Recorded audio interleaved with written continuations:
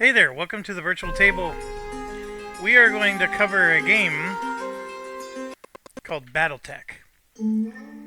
Now this was a Kickstarter maybe I want to say 4 years ago, maybe even longer. And give me a second. The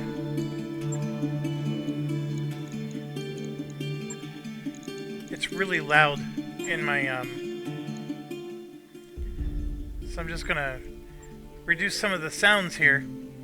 Hopefully you could still hear it. It was just very loud in my my earphones. Um, so, anyways, this was a Kickstarter. Like I said, maybe about 4 or so years ago, maybe even a little bit longer. Um, I've always enjoyed this game. Way back in the late '80s, early '90s, I played a BattleTech game. I can't even remember what it was called. It's what sort of got me into it. I didn't understand what I was doing. It was just, you're building mechs and you have to worry about overheating, and it was all the basic stuff. I never did any of the tabletop. I know this is a very big tabletop audience. Um, it just was, I just don't know the right people to even try to play a game like this. I can tell you that with my current, board gaming likes and dislikes, I am not a big fan of tabletop gaming. Largely because usually when you tabletop game, you have to play that one game all the time. I understand that not everybody does it that way, but to me it feels like there's a pressure to, because it's such a large investment in the tabletop materials. People are painting their mechs, and it's a big investment. It seemed like Magic the Gathering. People are spending lots of money on one game. It's just not my thing. I like playing a lot of different things. But I love the video game. And back in the late 90s, Microsoft came out with a game called Mech Commander, and then later Mech Commander 2. And those are in my favorite games of all time. Imperialism 2 is up there, Colonization is up there, Civilization, Alpha Centauri, a lot of the Sid Meier games, a lot of the Microprose games. But the Mech Commander series is fantastic. I wish somebody would make that again. I know they would screw it up, but what Microsoft did with those two games was amazing. And I know that there's like Mech Warrior games out there where you build a mech and it's sort of like first-person shooter, but you're inside of a mech. I absolutely have no interest in those types of games. It's really funny. I love this Battletech universe. I love it from a board gaming perspective, even though I just told you I don't want to play the board game. But I like the video game version of the board game. That whole Mech Commander where you're a first-person shooter, I might as well just play World of Tanks. I mean, it's not that interesting. But anyways, we're not doing any of that, of course. We're talking about Battletech here. Paradox is one of the publishers, but it was made by Harebrained Schemes. And here it says copyright 2015 to 2018. So that would mean more than 5 years ago. Holy crap, this is an old game. Okay, there's 3 ways to play. I've never played Skirmish in my life.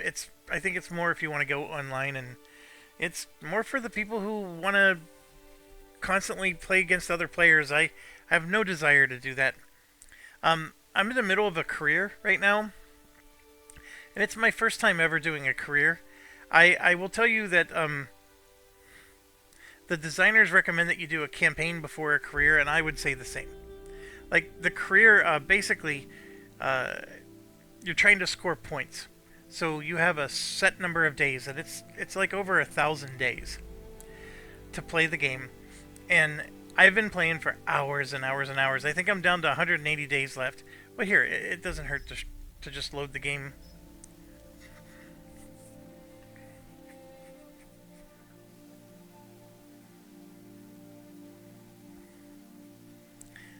Well, now it's taking forever, but so while it's loading, basically the campaign actually has a story, and it's a decent story. I don't, I find myself click, click, click, like I don't even care what they have to say.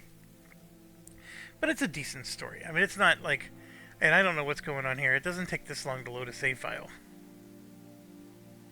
This is crazy. This game never crashes on me. And now it's doing it. Let me pause and figure out what's going on. Okay, I am back, and I mean, it loaded within seconds. Like I said, it shouldn't have taken as long. I had to completely end the task and start it over. Alright, one of the things that happened, though, is the sound. The settings didn't save because I had to end the task. Okay, so you have basically a crew, and this is the spaceship, and I'm called the Yinzer's Marauders, and here you can see I have 131 days remaining, and you score points on a variety of subjects, and then this is my rank. The rank of regular is right near the bottom. Like, I still have 4 or 5 more ranks I can do, and I don't think I'm doing super well points-wise. My difficulty modifier is a 0.95. A 1 is the highest it can go. Like, you can't make it a... Like, there's enough settings to make it go to 2x, but it chops you off at 1. So 1 is the highest you can go, and so basically, every point I score, I'm only scoring 95%. And because I chose settings to make certain things harder, certain things easier. And you have a reputation with all these different things, and I allied myself with the dragons here, and they're not really nice people. Basically it made me an enemy with almost everybody else in the game. And then there's a hiring hall where you can hire new people, and then these are Kickstarter people. So that's actually, I think, a real face of that Kickstarter backer, somehow got put into the game. And then here you could see I have I'm at my faction headquarters, so I have a faction store, and then there's a black market, which we'll get into what all that means later. And then I have my mech bays, where these are all my mechs, and this is their tonnage, and these are some of the best mechs in the game you can get. So it takes a while to get up to 100 ton mechs, and then I have a whole bunch of mechs in storage. Probably easier to see it this way. Like if I try to sell a mech, you can see I have all these mechs in my storage. Now, why do I have that? Well, when you're playing the career mode, collecting these different types of mechs, it's like Pokemon. You need to have one of each, and you score more points for having more mechs in your storage. So, and then you have different weapons. You have ballistic weapons. You have electronic, energy weapons. These are missile weapons, and then these are point weapons. Like they're basically up close melee weapons. And then you have jump jets, because you can jump with your mechs, and you have all kinds of variety of equipment.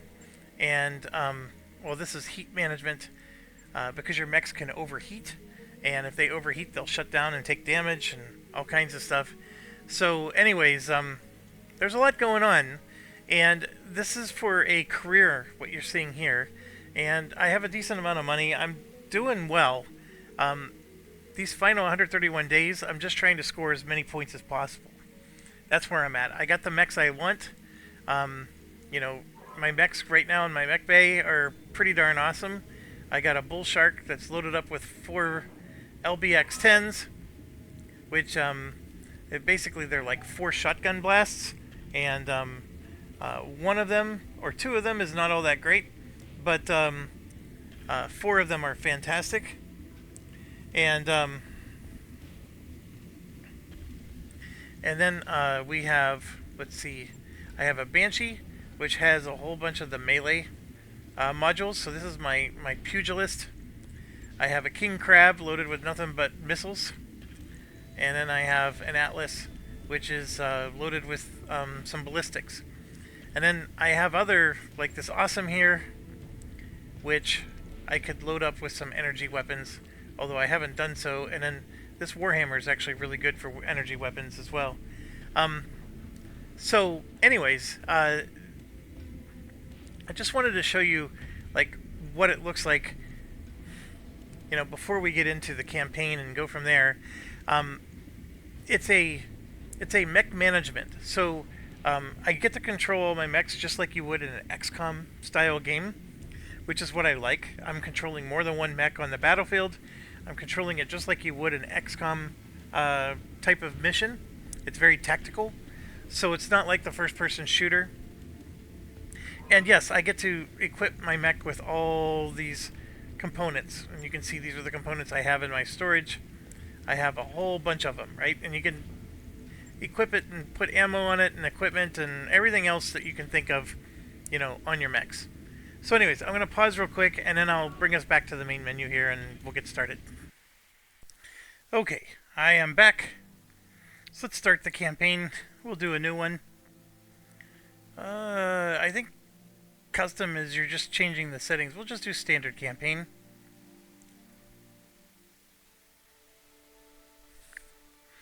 So this game, the biggest criticism it gets is it has a lot of RNG. Just randomness. I mean, you got weapons firing at you, and there's weak points and things of that nature, and basically, yeah, you can get wiped out because of a lucky shot, and then you find yourself reloading the game. I'll let you listen. But I am not a hero, no matter what the stories say. A hero would have sacrificed more, compromised less. A hero would have done better. You know this, of course. You were there. My father used to tell me stories about the ancient times, about the Star League, a golden age of prosperity, upheld by the great mech warriors of old, guardians of the innocent, protectors of the peace.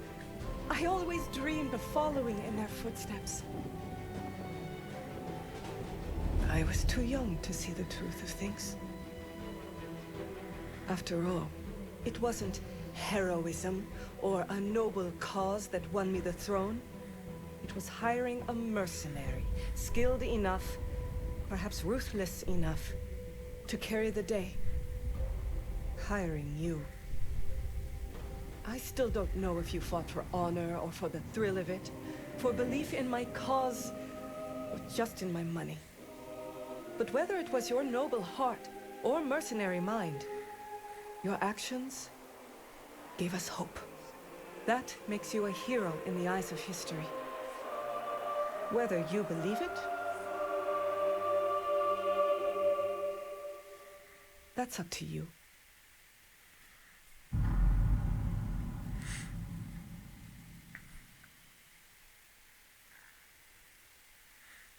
Okay, so I know that was a little cryptic. Her speech sort of makes sense. Again, I don't know the Battletech lore because I'm not there's books. It's like Dungeons and Dragons, and for some people, it's cool to me, just like Warhammer. Like I've played the Total War Warhammer games, but I don't know the Warhammer lore either. Like there's orcs and there's other stuff, Britannia, and it sort of makes sense, but it doesn't make sense at the same time. This game is along those lines. So this is, the Oregon Coalition, which is one of the factions. I don't know it from a hole in the ground, but it seems to be like one of the good factions, if I can call it that. There was this Star League, which apparently is something from the past, where all these awesome mechs, used to be used, and now they're considered to be like, if you find a Star League mech, you're considered to be, they're really highly prized because they're not made anymore. Nobody knows how to make them, but you can find them and use them, and it reminds me a lot like the Star Wars story. You got the Jedi, and then they got wiped out, and it's some You know, there was some past, you know, utopia that no longer exists these days. It's sort of along the same lines. But anyways, we're choosing our background, and I'm going to hit next. And the particular faction that you come from really does not have a big effect on the game. You could, I think, if you pick a particular faction, you might have a slight reputation boost with them. I can tell you, like, I'm allied with this in my career, but they're usually the mean people. They're, think of them as like your libertarians. They're neutral. These tend to be, I mean, they look like paladins, right? I mean, they follow D&D type. And there you go. There's the Iron Helm, right?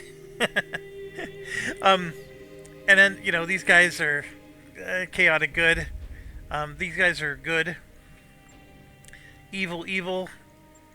And then what this is you're basically in Jabba the Hutt territory, and then you're beyond Jabba the Hutt, right? I mean, that's really what you're trying to say here. And it's really, most of it's just flavor. But like, for example, I'm going to say I'm from Canopus. And then, or let's do the Davion Federated Sons. So I'm from them. And then, so we've established a family, and we have a battle mech and a BJ1. We're of noble birth. If you put yourself as the periphery, you get to say like you were a gladiator or a pirate. There's a lot of different choices you could make. So we're basically saying we're of noble birth. And then we have this guy Mastiff, who's our teacher. Until the 16th birthday, when we could be exiled. And here's where you start to, and I really appreciate that they tell you what it means. So we stole away with our black jet, and we got a +1 gunnery, +1 tactics. Now, if you hover over them, it'll tell you, like, tactics is the called shots. Gunnery, this is actually a really good combo for the type of character I like to be with my main character. I really like the ballistics mech, and so here's what I like to do. I like to create a ballistics mech. I like to create a long-range missile mech, a melee fighter type. You could always do an energy one, which can be quite powerful, but you always have to worry about your heat management with them. And then that LBX-10 thing that I did with the shotguns, that was amazing, but I don't know how, they're very hard to find. So anyways, gunnery helps you to hit with better accuracy. This is going to help you with called shot opportunities, but really, to be honest, it's helping you. Your weapons have ranges on them, and sometimes there's a minimum range. Like, you have to be at least a minimum of 60 meters away in order to shoot this missile. Well, if you have high tactics, you can reduce that minimum. Like, it reduces by 45. So these are really great ones to start with. So being exiled is a good one. Piloting is good if you want movement points. The faster you move around, the better. So piloting is helpful with that, and then of course you see the tactics. Guts give you health points, so you can take more injuries and not die. And they also help with overheating.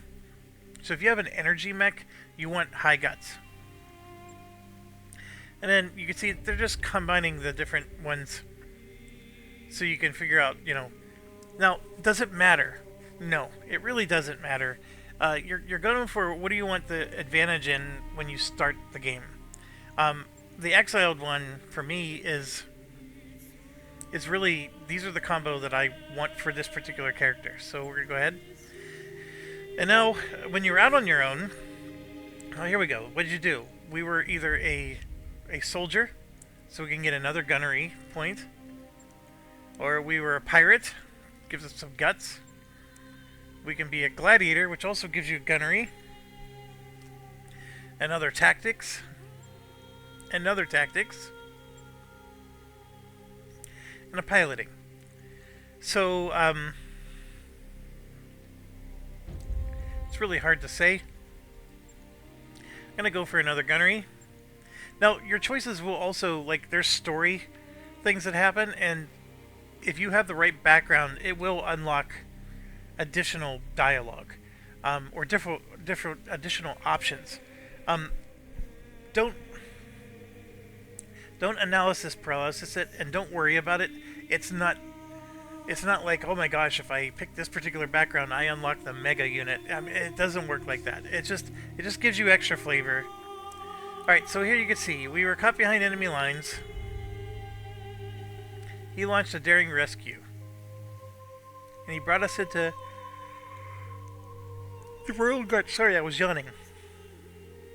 So we were united with our old mentor, with our ancestral blackjack, and we now work for Lady Arano, and that's who you saw talking in the beginning. And here we gotta pick our person. So, 1 second. Alright, I am back. Okay, so this is probably the one area where I get confused. So you put in your call sign. So we could just say we're a YouTuber, and then we'll put in Jeff, and then put more Jeff, and then you put in your they, your pronoun, I guess. So when you do the he, it keeps the female voice or picture. So you gotta make sure you pick something. And I don't know why I over AP this all the time, but I do. Oh. It's important to pick someone with a big nose. There we go. We'll go Ragnarok. Look here.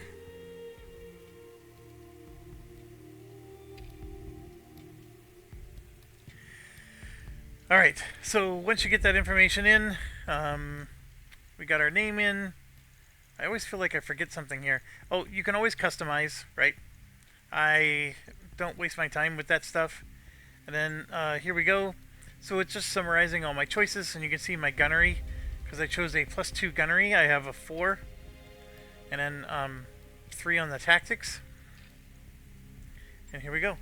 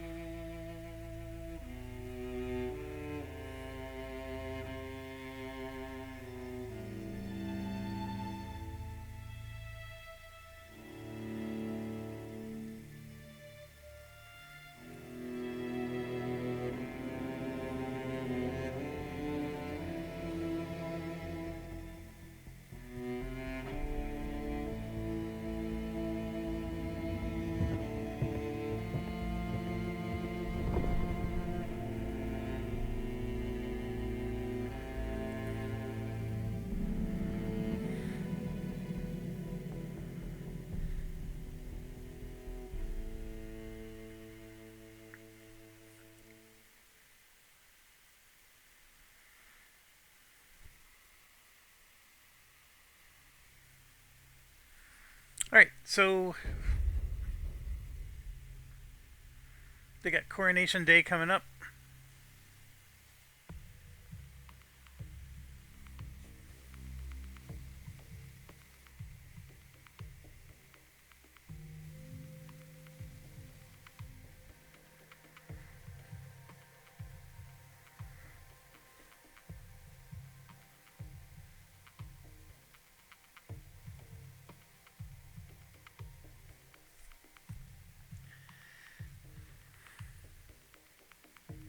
Here we go. Command interface initiated.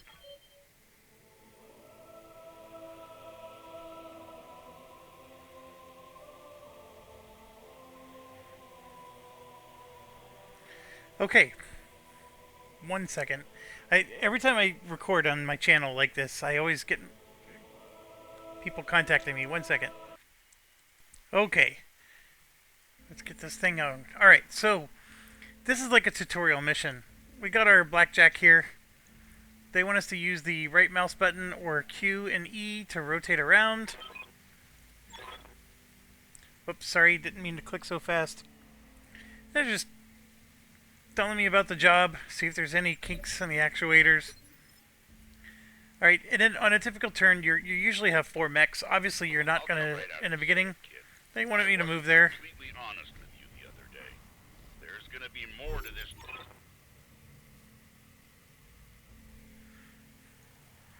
Alright, and then if I ever go too fast, just pause. Like I was saying, You hit the tab button, and you can go between them, and it gives you your percentages and a warrior trust their for all your weapons. So this is a lot of really nice weapons, but it's going to cause me to overheat, which, see this here.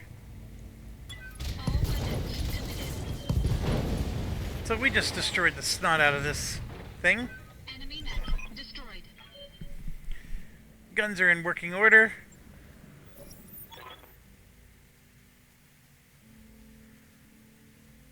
Just talking about Lady Arano. She'll be an effective warrior. It's on us to get her to the city. She's only been training for a season. She's doing really well. Let's check the targeting computer. Kamea's So like now a they want us daughter to... me. And her late father, High Lord Tamati, was a good friend. Alright, so again, I'm hitting tab. You could also hit this button, and that takes you in. And so this target dummy, this is a vehicle. So here you can see, this is how much I'm overheating, or how much heat I have. This portion that's blinking is how much more heat I'm going to accumulate by firing all these weapons. And if I ever cross this line right here, I'm going to end up in the danger zone. Think of it as like an RPM thing. If you go into the danger zone a little bit, you'll take some damage, but you'll probably be okay. And if it ever goes all the way to the max, your mech is going to shut down and you're going to be in all kinds of trouble. So anyways, All weapons committed. so we shoot the dummy. And it keeps moving. I guess we have to shoot the dummy again. All weapons committed. There you go. Enemy unit destroyed. The Reach was badly shaken by High Lord Tamati's death. Needs a smooth transition of power. And Kamea belongs on the throne. Alright, so now they want us to do the jump jets. Victoria pulls no punches, but she's been a loyal companion to So Kamea jump since jets they were kids. are these things, Aside and they from want you, us to go right here. no one I'd Now, rather have by this my is what side. direction you want to point. And the part that you see that's visible is what's in front of you and what you can target with your weaponry. And then you can see there's a small zone, a medium zone, a large zone, and then sometimes there's even an extra large zone. So right now that mech is just outside of the medium range. But anyways, we're going to go ahead and do that. Engaging jump jets. Enemy detected. Yeah, I was afraid of that. Jump jets build a lot of heat, and that So- was more than your engine could handle. So Get on into that water. we just overheated. You cooled off. So when you overheat, it's not advisable to shoot. But if you go into the water, you'll cool off even if you're not in the water, but the water will help you even more. So our jump jet system was damaged. Tell me to get the jets replaced when we get done with our mission. Then click the melee retinal reticle on the enemy and cycle through the melee targets.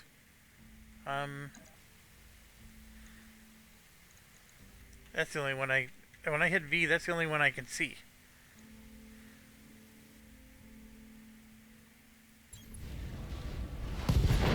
Engaging. Alright, Physical attack. so that's the fisticuffs. You know, you can go in and Push that engine, kid. If punch something goes wrong and hit today, other I want you other to know mechs. that your mech can maneuver. So now they want me to do evasive. So all this is you're doing a sprint instead of a normal move. And if they just want me to go up into this area and see those little chevrons up here? those 3 chevrons mean that I have 3 evade points. So everything is technically happening in real time, even though it's turn-based. And when you have the 3 chevrons like that, basically it's making it harder for them to hit me because I'm running, right? And so it's representing my mobility. And so this guy shot at me, and he missed me, but one of my chevrons disappeared. So that means if the next person shoots at me, it's going to be easier for the second one to hit me. And we're as combat ready as we can be. Time to move out. An impressive display, Sir Raju. Of course, this mech warrior was a student of yours. I'd expect them to know their way around a cockpit. And there we are. So, oh, sorry, I didn't mean to. I'll be responsible for the entire reach. Give my best to your father.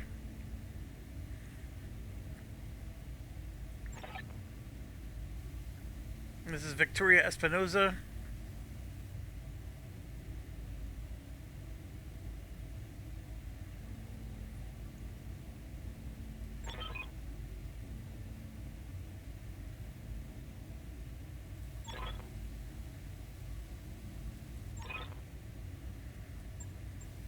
Mission So, successful. pretty easy peasy. Campaign starts you off with a tutorial mission.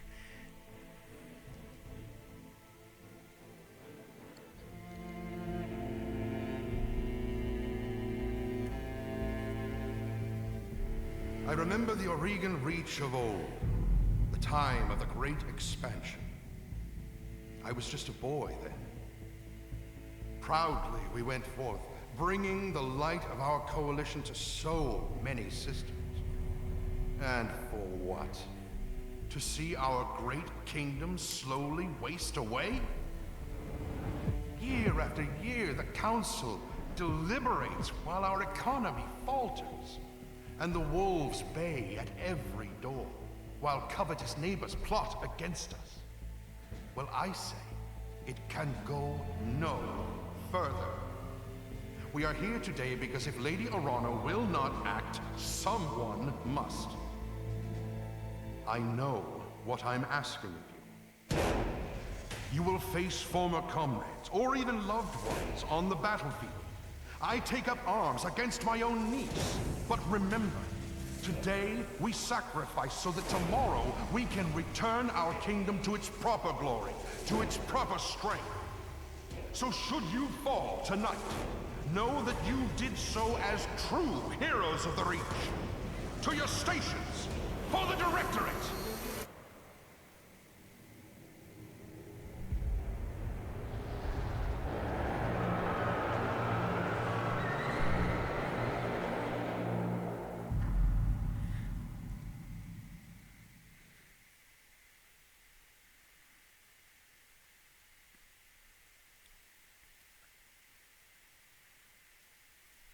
Okay, so now it's Coronation Day.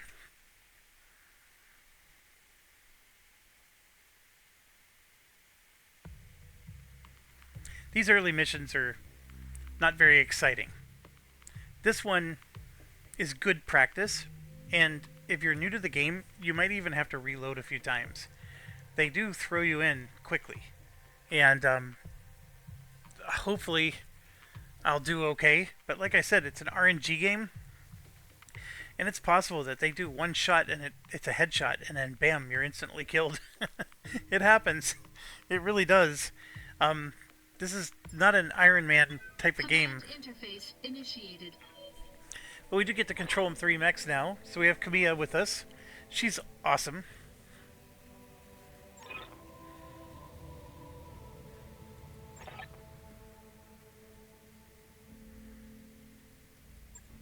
This is damned odd, and I don't like it.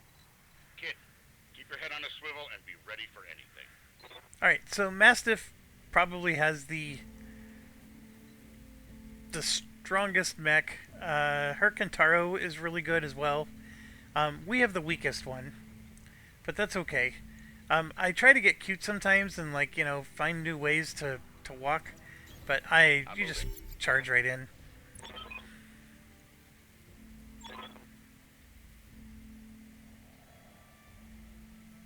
Alright, so they're realizing something needs to get her out of there. There's some real guard up ahead. Whatever's happening, you're And then the good news is while they're walking, you can put the next command in. So they're Will both... prove myself worthy of the So you don't have to, fate like, faced. watch That them walk I one at a have no time. doubt. And then, yeah, everybody takes a turn. Just one turn. And then it's the next... And right now there's no enemy contact. So the way this works is it's always an automatic sprint, no matter what you choose to do. And you could go through this and stay up in the woods here. I think this is a way you could walk through. Or you could go down on the road. Let's try to do it this way. Affirmative. I'll do what you ask. And then I'm going to send my person down on the road.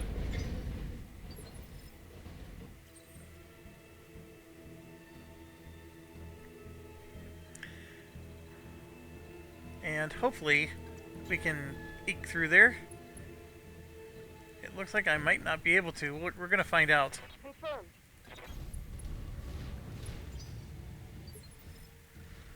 We're going to find out right now. Yep, I can eke through. So we will eke through and get in. Now, you see the white, and then sometimes they show green dots. The green dots are because it's forest, and you can see it pop up right here where my mouse is. It'll show forest. You get 20% damage reduction. That does make a difference. And then when you're on a road, they just move faster. And even though that looks like that's in the forest, it's not, because it's not a green dot. Oh, I'm sorry. It's such a bad habit. I click through things. So, this is the Royal Guard. The mechs are in dirty condition and scuffed, and she's questioning them. And so here she's saying, "You're lying to us. It's my coronation day. No mech tech would have sent you out for parade duty in that condition. I'm your sovereign. You will tell me what happened here." So I think you're getting the gist. I totally apologize. That was part of the story. So take them, kill the old man and the mech warrior, but take her alive, right? So, Fall back, Command. Get behind us. so now we're in what's called combat phases. Train me to fight. Safeties disengaged. Okay, so these guys are the real deal, and we're going to move in different phases, but we do get to finish out the turn. So I can move up and get closer, and she has SRMs, which are short-range missiles. So she does need to get closer, so I'm going to go ahead and do that. I'm on the And then I'm going to do the same for me as well. And then now the battle's going to start. So you'll see that right here, there's 5 different rounds. And he went first. You need more practice. He had a higher initiative. And here's how the initiative works. So you can see 5, 4, 3, 2, 1. The really slow mechs are going to be here at the 1. The really fast ones are going to be up here. And the way it works is the fastest ones are actually only going to be in 4. There's a skill you get that gives you +1 initiative. That's how you get up into 5. So you have to be the fastest mech with a +1 initiative. That's what puts you in the 5 zone. But normally the mechs fall into these 4 categories. So see the little white chevron here, or upside down chevron, or upside down carrot. I don't know what the right term is. This is our 3 mechs, and you can see Mastiff is up to go, and then you can see both of them have a 3 on them, because that's these 2 in phase 3, or round 3, or however you want to word it. They'll get their turn then. So it's his turn now, and I can do reserve, which you see is going to move this over to here. And that's basically I want to wait and not take my turn yet. That's what that means. And there's reasons you sometimes want to do that. And then of course you see the little red chevron. That's because this guy took a turn already. Because, you know, he went before everybody. But this one hasn't gone yet. So we could go after him, and that's exactly what I'm going to do. So right now I'm on move. If I go to sprint, if you sprint you can't attack. But if you move, you can move and attack. And so what it's showing is wherever I go, the red lines are showing that I have, I can target these people. Now, you can see there with the 90%, that's showing like if I move to this location, I have a 90% chance of hitting him with those weapons. but the LRM-10 is only 45%. It's because it's too close. The LRM is a long-range attack. And there you can see. But I want to put him in the forest so we get the defensive capabilities. And then I'm going to move it. See, like, you could do it like this, and he's not going to be able to hit anybody. See, that one he's going to hit just one. That one he can hit both. So I'm just going to move him like this. Copy that. And now we can hit them or them, and you can see the different percentages. Since he hasn't gone yet, we're going to target him first. And yes, you do get an advantage if you're shooting behind him. If you're flanking him like this, they have armor. You can see up here, there's armor on each of these components. So there's this is his left arm, right arm, head, left shoulder, right shoulder, center, and then left and right leg. And then whenever you attack him in the rear, there's these 3 sets of armor in the rear. So that's a whole different set of armor than the ones that you see here. And it's highlighting in red where you're going to hit him. Because you can see we're going to hit him in the side. So we're going to be focusing on the armor that's on that side of the mech. Now, it does show you here, the white is armor, and the gray is the gushy, the parts you want to hit, right? Because you're eventually going to destroy, you know, whatever component that is. So you can see here that his left arm has a medium laser attached to it, and that it has, you know, that 6 armor, and then 45 soft, you know, basically soft chewy center, right?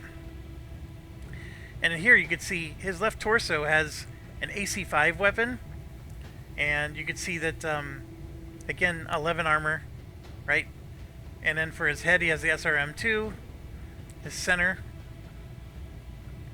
He has some heat sinks in his left leg. And you can see the armor keeps updating no matter which one I hover over.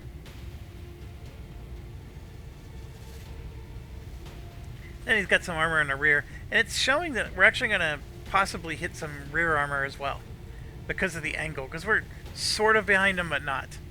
Alright, you could do an aim shot, which this character can't do. We could also do a multi-target, where I can have some of these weapons hit this guy and some hit that one.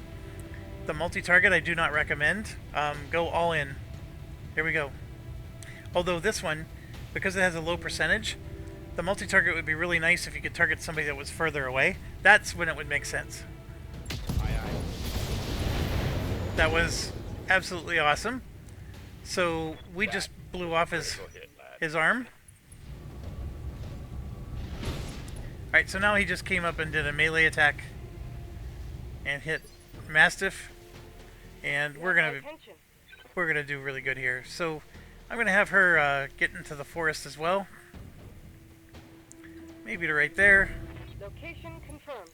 And here you can see I can actually hit the other side, right? He's lost these 2 components. I can actually make him lose even more components. Or I'm gonna target the other one. I'm on it. There you can see we just destroyed some. Inflicting heavy damage. These guys are really low in armor, so they're pretty easy to. So I'm gonna get up into the forest again. And now I got my pick. I can go after him. Now remember, he goes first before the rest of us. Or I can try to finish him off, which you can see I got some really nice percentages.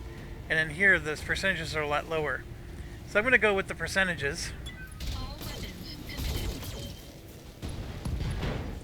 There we go. We just destroyed his right arm, too. Enemy mech. Critical damage detected. So now it's up to here. And we're going first this time. Because Mastiff and the other guy are sort of tied. Orders. So this guy is pretty good and damaged. And now watch. I'm going to go up here like this and get behind him. So now I'm going to be mostly damaging his rear. Oh, and there it is. If you destroy the center, he's automatically killed. Doesn't matter. Or the head. The center of the head is an auto kill. Reading you loud and clear. Alright, so this is an overheat alert. So I can shut off some of my weapons, and you can see how it changes things. And what I can do is, see, I take off one of my SRMs. And yeah, we're If you had any sense, you'd retreat. making short work of this guy. All weapons committed.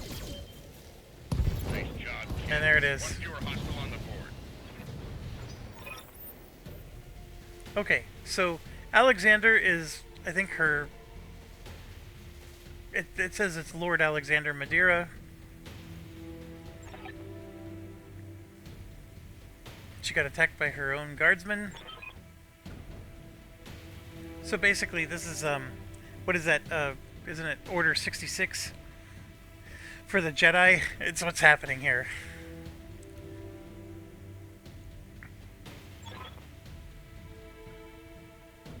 We need to rally, right? Go to the township, to the armory. They're using it as a rallying point. I have to move. Be safe. So we need to go to...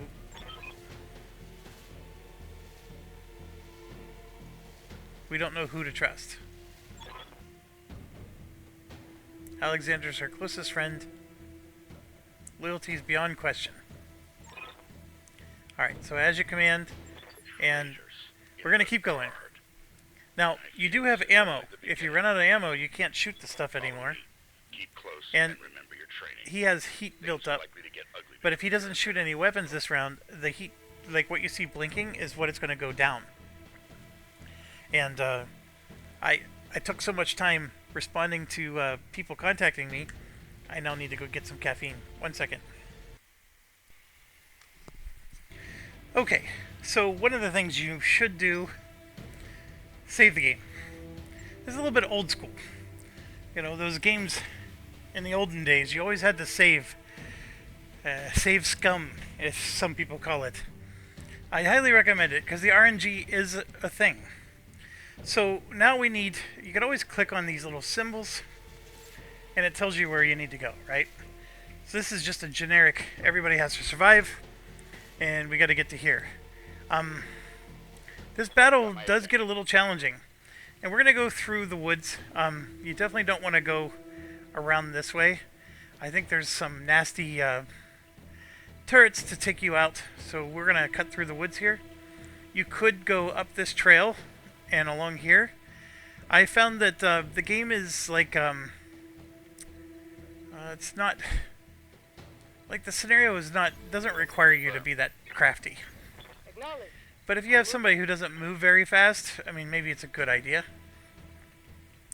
And here you can see there's some vehicles, which tend to be something you can take out. Enemy detected. Alright, so it's our turn again. And see, they go here and here. So this is a bit of a game of chicken. So I'm going to go ahead and say, I'm going to wait. See, I'm letting them move. Then I'm going to wait again. I'm going to force them to move. Then I'm going to wait one more time. All the way to the final round. And I made them all move. Now, here's the advantage of this. They can't attack you anymore. Their chance to attack you was when they moved. And because they were out of range, like, we know there's something there. We know it's a vehicle, but we don't know exactly what it is. And we can't target it.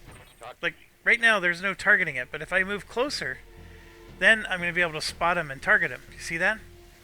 And so by making them move first, we now have a free round of attacking them without having to worry about them attacking back. So I'm going to go ahead and move up. Affirmative.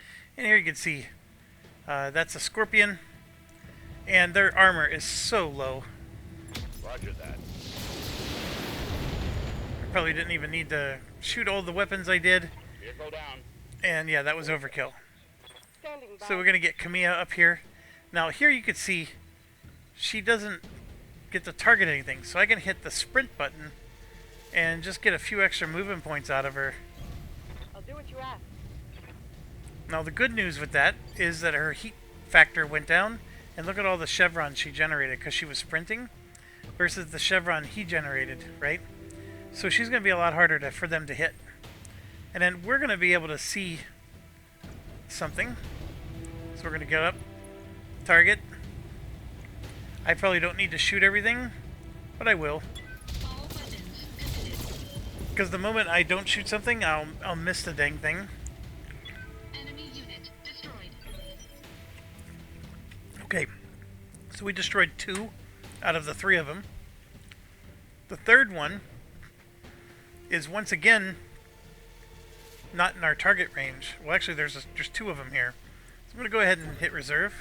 Let them make the first mistake. Yeah, let them make the first mistake. Now, they did get a first shot in, but because of all the chevrons, it was an easy miss. And sometimes that's the other thing, too. Because we sprinted up, and we have all these chevrons, like, only one of those missiles even hit her. Orders. Alright, so we're going to move up. Get a little closer. Don't be shy. With air at extra dry. All weapons are good. There we go. We got another vehicle down. You were brave, I'll give you that much. Yes, I hear you. And then, if you get close enough, you can do a melee attack. Melee attack does double damage against vehicles. Good hit. Because you're basically a giant mech stepping on these tiny little things. Reporting one. So you do massive damage if you can get up and melee attack them. Alright. When there's no enemies left, it's no longer rounds. So now we're back into sprint mode. And our mech is way behind.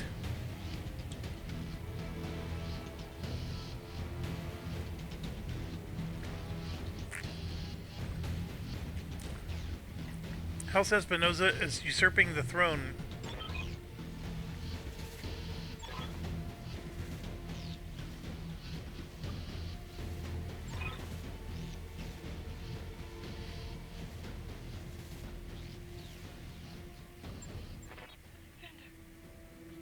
Alexander!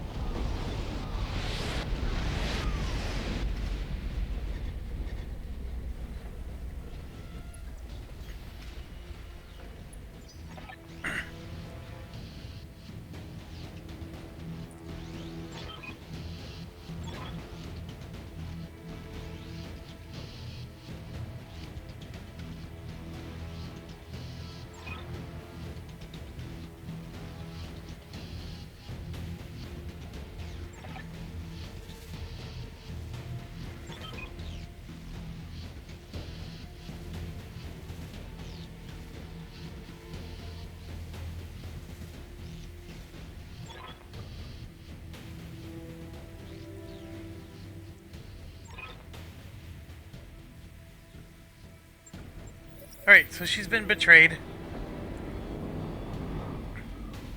Attention, all Espinosa forces. This is Lady Victoria Espinosa. Lady Arano So- is to be apprehended and taken alive. She by just my dropped command. some mechs Fail to follow these to destroy us. instructions, and you will have me to deal with. So we're gonna have to deal with that. And then, like, all of our other mechs got wiped out from air assault. So she's in a pickle. Got my attention. And we do have some heat generated, but basically we want to go as quickly as possible now because, see, they're all standing still. So they're super easy targets to hit right now. So I'm going to go stand in the forest again. Follow my lead. And then just see who has the best percentages. Like that one has 80%. That one is too far away. Now this one is a fast little bugger. This may seem lower, but that's actually really good to hit somebody like him. But I just want to take the higher percentage odds. Affirmative. And it is destroyed. Well done. That's one less hostile on the field. So we've got all the chevrons, so they're missing. Which is good. Same thing happened again. But see, these are little buggers, so you can see they generated chevrons themselves. I'm listening. So we could try to shoot. See, my percentages are really low. Tell me what you need. So I'm just going to have her go up and melee attack this thing. Sounds good. I'm moving. Going So there we go. head to She head. just destroyed some Pierce left the arms. armor. And then for us, we're going to just go up and get into some forest. You can see the percentages are bad, but those are all really good. So we're going to go ahead and... All weapons committed. It's better to wipe Enemy one out disabling completely. transmission. Like, it's better to focus them down one at a time. Attention, citizens of Coromadir 6. This is Lord Santiago Espinosa. With the unanimous support of the founding houses, I have assumed control of the Oregon Coalition. For your own protection, I urge you to remain calm and stay indoors until otherwise instructed. All hostile units, stand down, and you have my oath that you will not be harmed. Resist, and you will be fired upon. It reminds me of, like, My father placed his faith in that man. I gave him my trust. He was family. on a universal scale, it's a lot like Star Wars with the Order 66. Some of this feels like Hunger Games with the way the districts work. But anyways, there we go. So we got Mastiff, and again, we could shoot these guys, but sometimes it's easier to just melee them. Fall in behind me. And of course, that was a big miss. That wasn't good. Damn it all. And when you melee, your heat goes down, by the way. So if you ever have like heat issues, like our blackjack here is half full, Standing by. we could go up and melee, Engaging physical just like that, attack. and then our heat management Have goes my down. attention. And I'm going to turn her around and just shoot. I'll do what you ask. Recording a critical strike. You've got my attention. And it's still alive. Confirmed. There we go. Down. Do you read me? The city is lost. We have to get off this planet.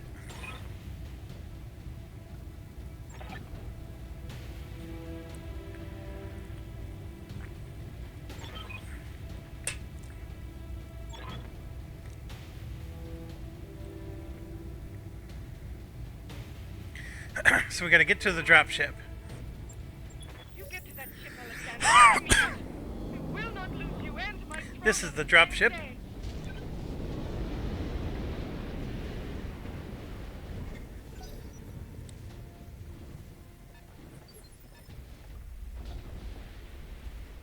I'm going to keep reserving.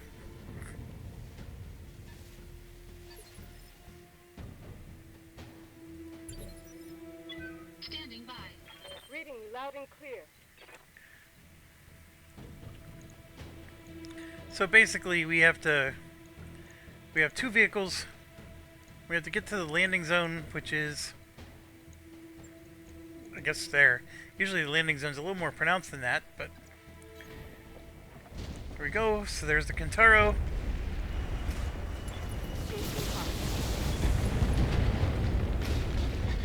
So we took out the Striker. Vehicle destroyed. Sometimes these vehicles can be really nasty. Alright, I'm going to hit sprint. Full throttle. Orders. Aye, aye. Triggering an alpha strike. There it is. Never stood a chance. Moving out. Do whatever you must.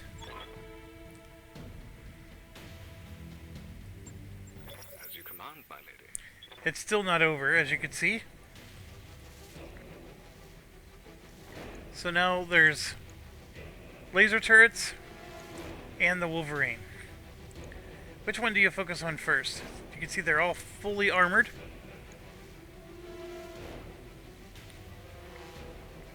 This can be a challenge. Remember, you must move instead of sprint if you want to be able to shoot. They are going to go after her. So I'm just going to move up a little bit. Oh. I guess, you don't get to attack yet. The rounds haven't started, so we're getting in position. I forgot about that. We're positioning ourselves. So yeah, I'm going to get in the forest. Here we go. Now we're in position. Talk to me. And Mastiff is first. These turrets can be a problem. That is for sure. He is also a problem. So which one's first? So we got 90s. 90s across the board.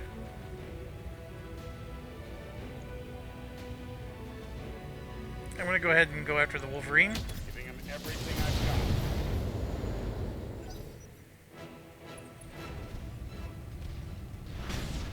got. Ooh, 70. That was 70 armor damage he just did. Lucky bastard. Tell me what you need. Alright, so she's in the forest, which is fine. If I move her, she'll still be in the forest, but then she'll have a chevron of evasion. So I'm going to go ahead and move her. She's not going to be able to hit the Wolverine. We're going to go after these guys. And that's the one that's in range. That's good. We got rid of one of them. Target destroyed. It's one less thing to shoot at us. So I'm not in range for that one. I mean, I could try to move up. I don't know if that's close enough. That's my issue. Like, if I move to there... Yes, it is enough. So I will move to there. I mean, that's going to be a good shot, but let's take out the other one. All weapons limited.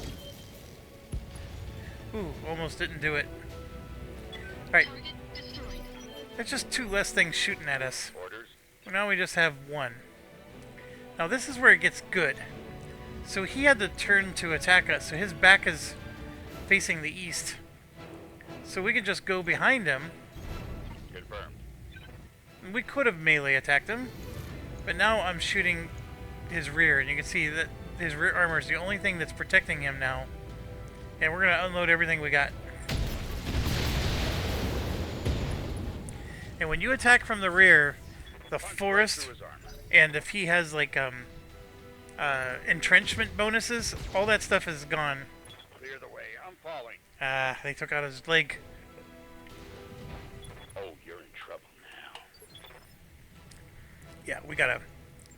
That was some RNG stuff going on there. Yes, I hear you.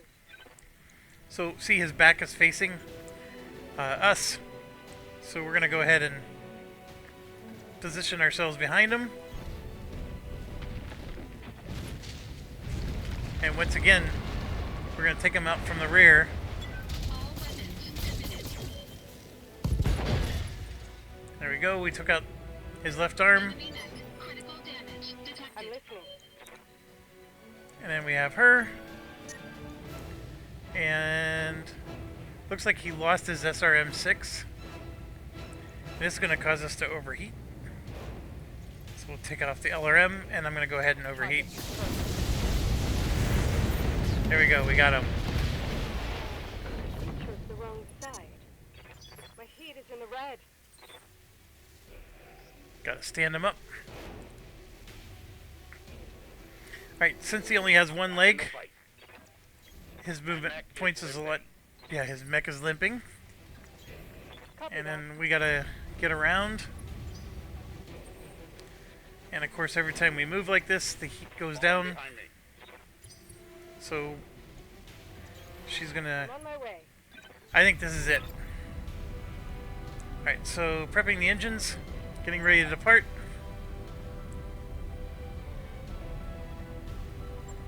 We're gonna hold the pass. Thank you both. I won't forget what you've done for me today. I promise you that. So we gotta get coming out of the dropship. Affirmative. That was easy enough. And now we got more company.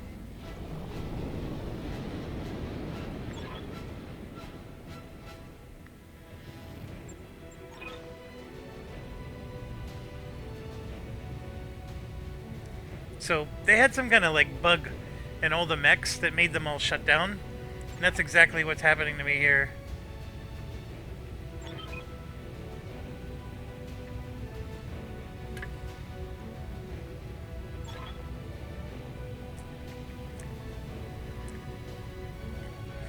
This is like Facebook chat now.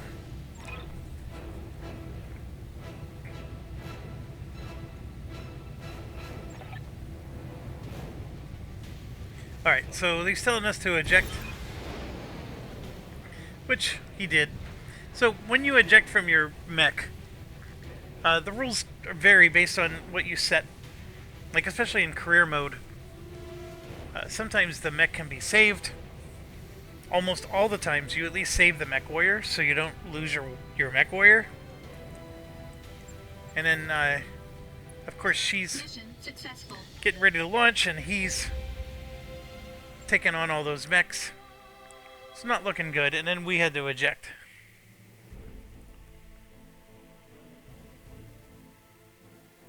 The hints are always really nice. That whole thing was the tutorial. The real game starts after this.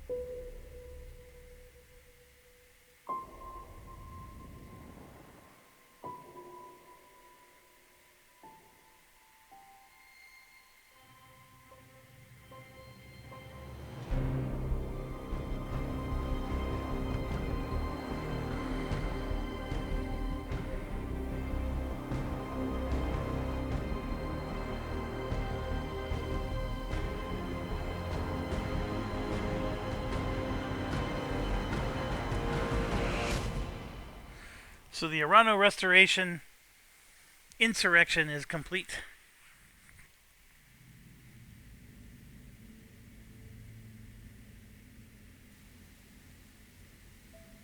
Alright, so we're back on a ship.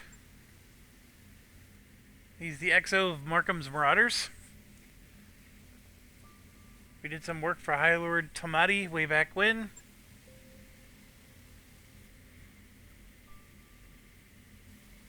So Markham, their leader, didn't survive. And it doesn't really matter.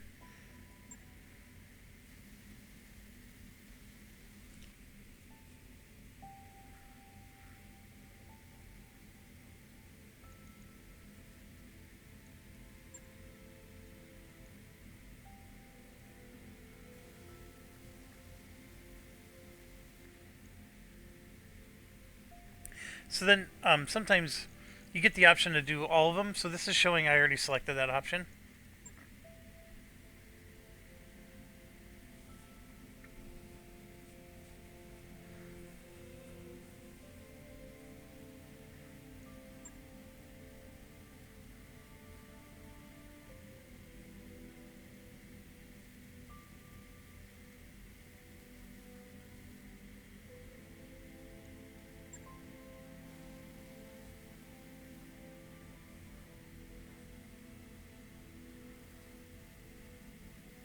So we're going to the frontier. We're going to Jabba territory. at the Canopian border.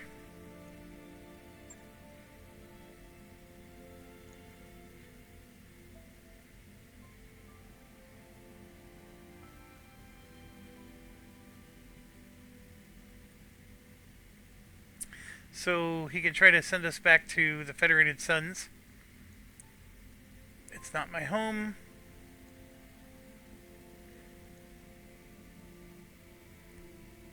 Sure.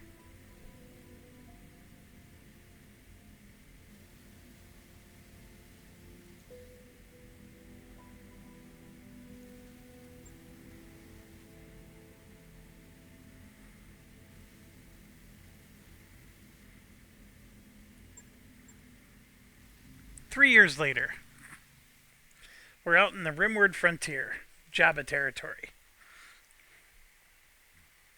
And yes, I'm going to mix up Star Wars in this all the time. So basically, the Marauders leaders was killed, and now we're with this ragtag band. It's got a little bit of Firefly element to it as well. And here we go. Command interface initiated.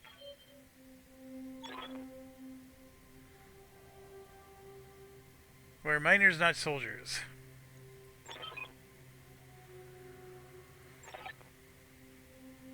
Majesty medals killed hundreds of us. So they're holding 2 IPL platforms. First is Alpha.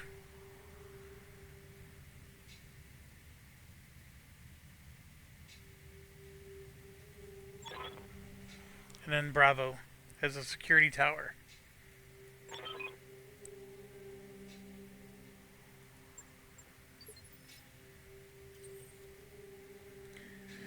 Okay, so we have to destroy the generator to the turrets. Not all missions are this easy. This is like a when you play the campaign, there's missions that are tailor-made just for the campaign that you'll never see in career mode. In career mode, there isn't something as cool as destroy a generator and then all the turrets stop functioning. But in this game, that is exactly what happens. And one thing I can tell you is don't take the main path. You'll end up being ambushed from the left and from the turrets ahead of you. The best thing to do is to go this way. Coordinates received. Roger. You are trespassing on Majesty metals and manufacturing property and acting in collusion with a domestic terrorist organization. Cease your advance immediately, or you will be fired upon.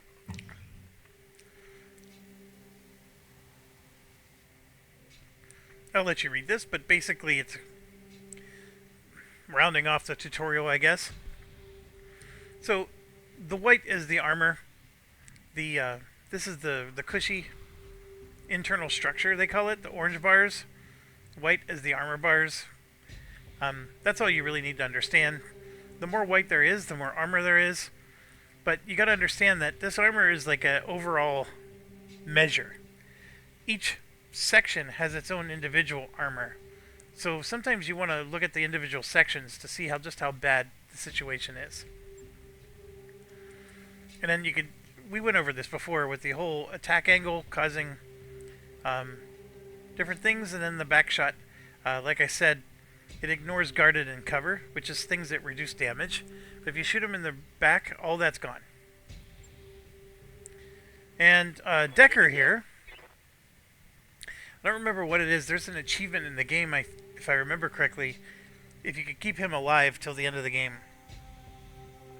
Because he's in the crappiest mech, this spider. It's a tiny little mech, but it's really fast. And he dies, statistically, he dies quicker and more often than any other character in the campaign. So they put an achievement in for it. And some of it is this. I mean, look, he had this many movement points and everybody else could only move to here. So it's very like an amateur thing to do if you're new to the game is you just move him maximum movement points, right? Because he's going first. Well, look at this. If I put him there, there's a mech right here that's going to come around and blast him. There's probably another mech over here that we haven't picked up yet. This thing could shoot him. Like, there's a lot of ways for this mech to meet his doom. But I'm going to go ahead and we're going to go around the edge. Time to earn our money.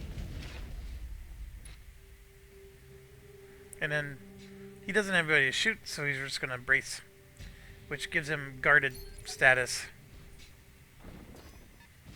They've got a sensor lock on me. Alright, so sensor lock is...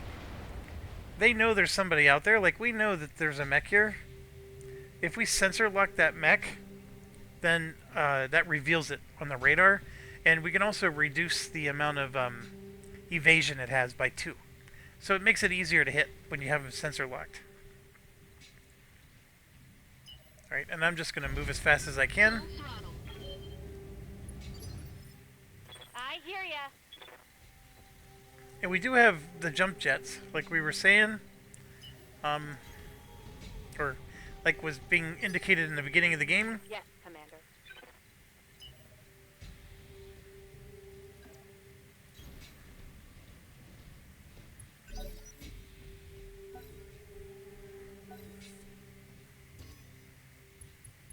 Let me just sensor locked us again.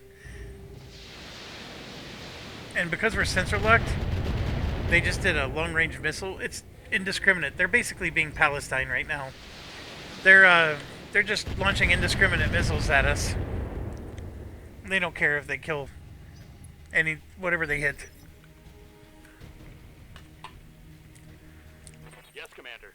Okay, so now you can see, look, it's lighting up like a Christmas tree. There's a mech that stayed behind. There's at least one mech over here that was shooting at us. I think maybe 2. But this is my prize. If I destroy that generator, all of those go offline. And the problem is, this is my tiny mech. So what I'm going to do is I'm going to reserve. There we go. We lured one out. Yeah, and they're going after us big time because we were the ones sensor locked. Damage minimal.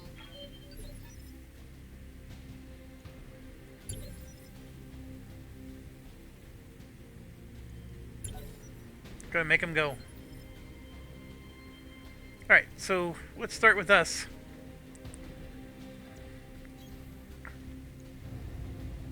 Yeah, our numbers are horrible. All weapons emitted. We did some damage to him. Not as much. Commander. Alright, so PPC is a long range, medium. Well, medium to long. And if you hover over it, right there, it actually says very long is the range. Obviously, so that range is standard. And this is short.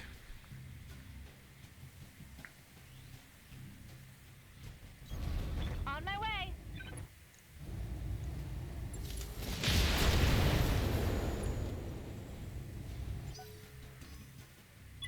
Warning. Enemy sensor lock detected. I need to get the turret generator, but I don't want to get super close to them. So let's go for... Firing. Not enough.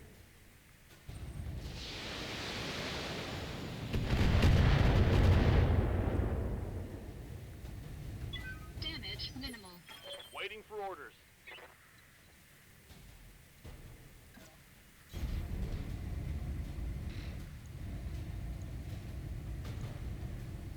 Taking the shot. Not enough damage to destroy that building.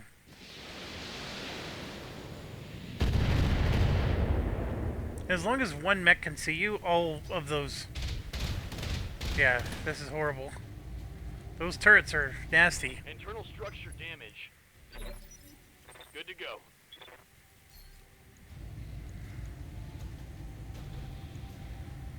Target acquired. Ended up missing. Jesus. That's a whole new definition of missing the broadside of a barn. Mech warrior injury. And I already got an injury. That. Oh, come on. Decker's gonna be toast. We gotta get the. We gotta take out the generator here. Locking on target. Alright, so generator gone, those things blew up. So we have 2 less things shooting at us here. And then of course we got this nonsense, which I'm gonna just run up and miss. I missed completely. No damage detected. Waiting for orders. Ay ay ay.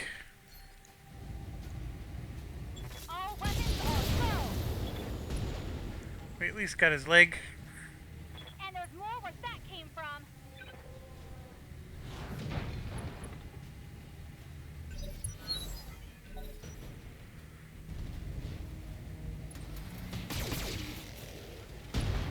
See?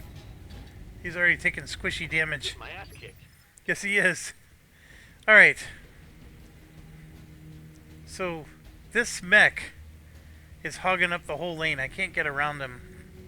I can try to melee him, which might be my better option here. Locked on for physical attack.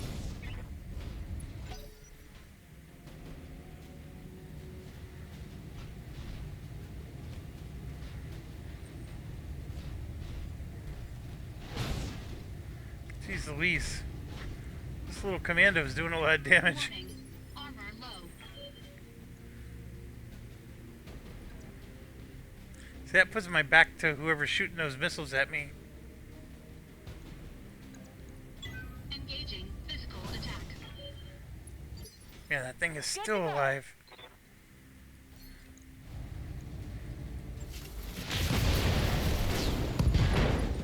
Alright. He's incapacitated. Stay down. Commander.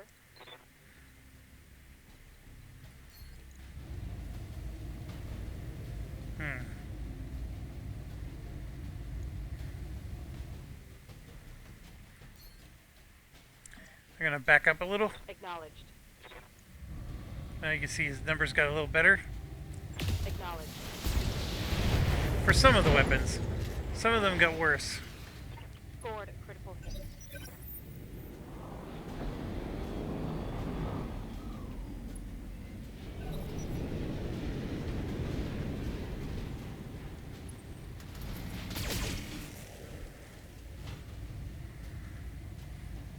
Reporting. Major armor loss.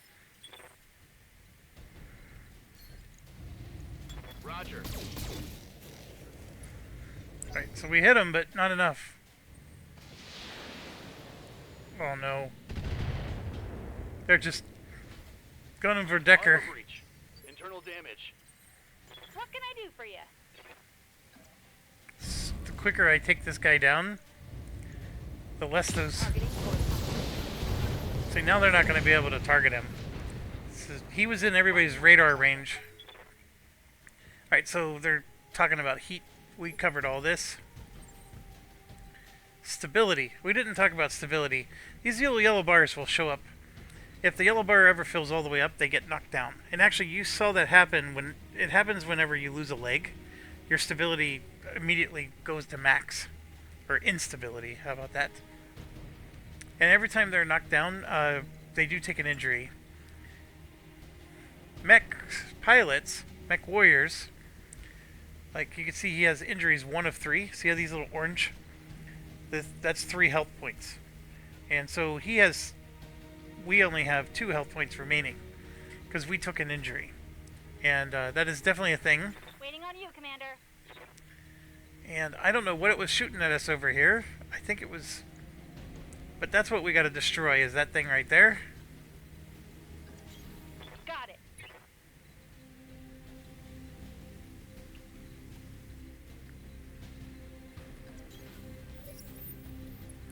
I just contacted someone. Got it.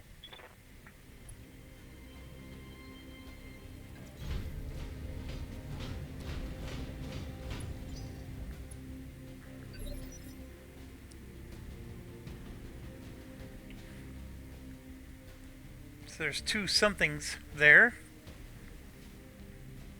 Right now, these turrets are... I think they're either neutral or they're allied with us. Waiting for orders. So you could lure them back here, I believe. Now that turret generator, it controls these 4 turrets. I copy.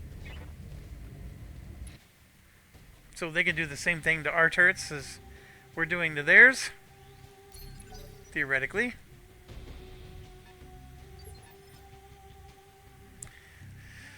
And then that's the mech that landed. You saw that little plane come down.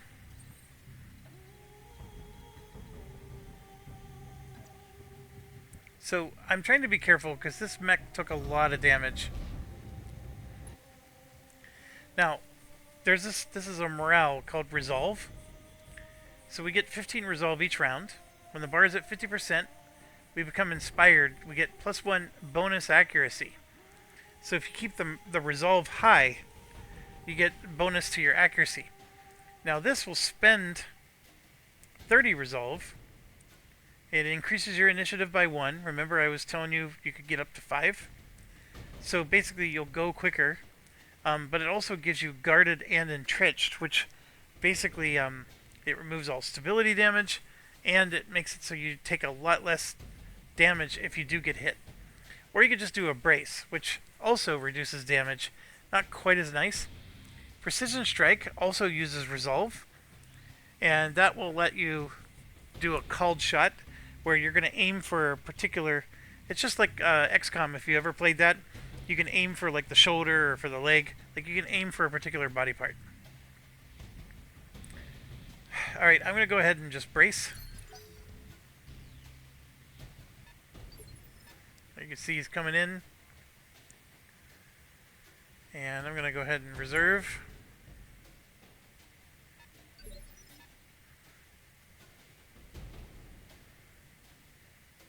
These 4 blues are the 4 towers.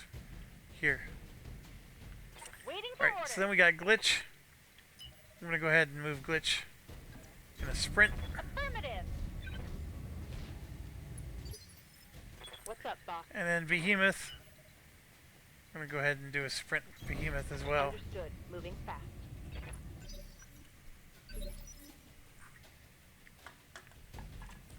Alright, we got ourselves a new round. Receiving you. Not going to do anything with Decker. Gonna wait. Aye, aye. Make them go. So that guy's... I don't know what he's doing.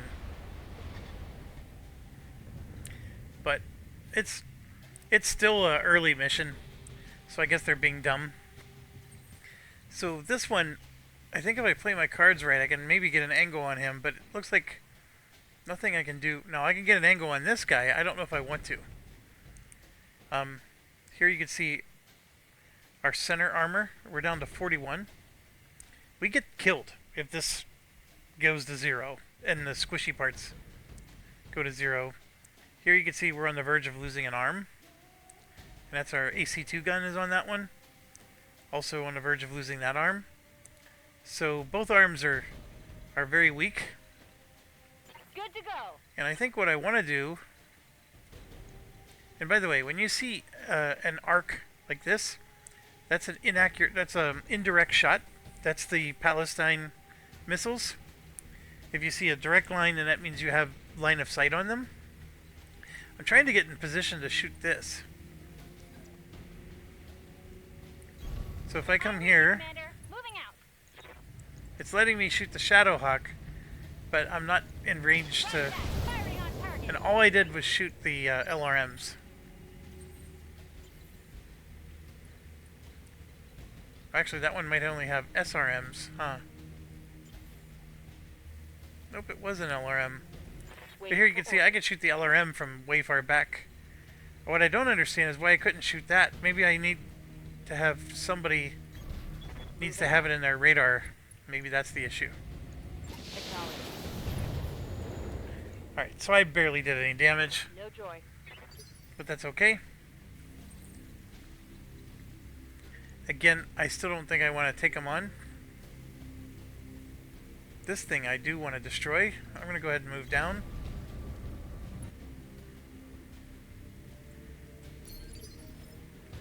Standing by. And then Decker here.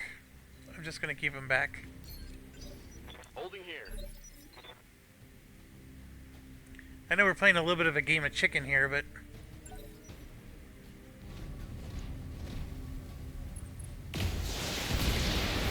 Wait, so he moved backwards so he could see Glitch.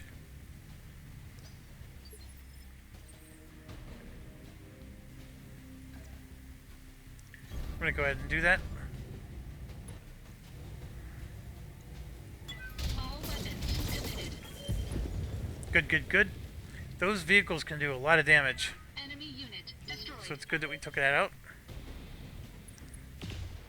See right there? That vehicle just did a lot of damage. What can I do for you? So vehicles in range. Then here you can see the buildings in range if I go further down.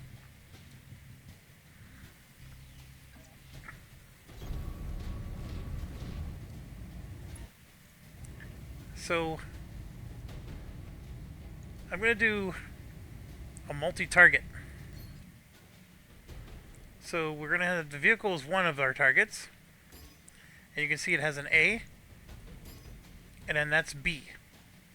So the building is B and that's A. And so you can see the B shows up here in the A. And then we just... Oh, I can't use these weapons for anything. So these are the only two weapons I can shoot. And that works.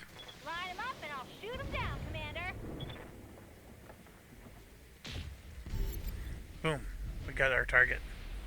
Hey there. That was awesome. Ready for orders. Alright, so I got a similar dilemma here. I'm going to go ahead and... On my way. This puts me in direct line of sight with both. And the vehicle is the larger concern. All weapons confirmed. There we go. So we now have him down to just Enemy one vehicle eliminated. vehicle.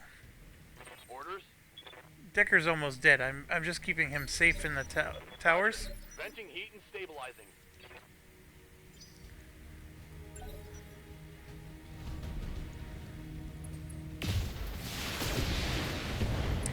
Behemoth has a lot of armor. This is probably our best mech. Damage is minor, Commander. And so Behemoth is the one that could probably take the hits. Firing full complement. And this guy's already gone this round, so everybody else can do whatever. And I'm trying to... See, I'm going to get behind him.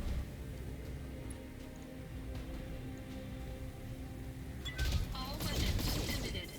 And all of this is going against his back armor. And you can see I injured him. Enemy mech Great job. destroyed. Oh, there was an ammo explosion, so it killed him. The sooner we can collect our pay and break orbit, the better. Alright, so I'll let you read this, but if you do the called shots, the percentages can be pretty low. So I tend not to do them very often. Now, if they get knocked down, it's always a called shot when they're laying on the ground, and then the percentages get better. Destroying both legs or the head without destroying the center increases the number of salvageable parts. That's important too. You collect enough parts for these mechs, you get to basically make your own mech. And that is true.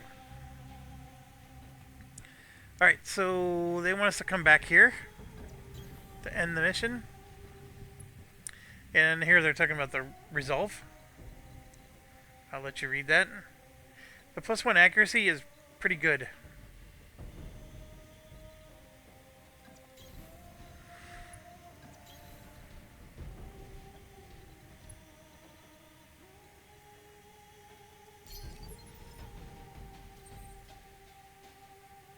I hear ya. Receiving you. Moving to position.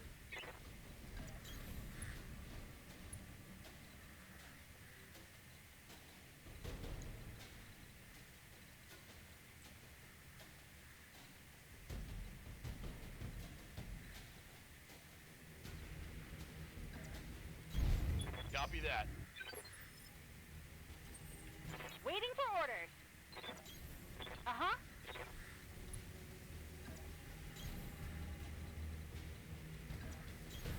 Position confirmed.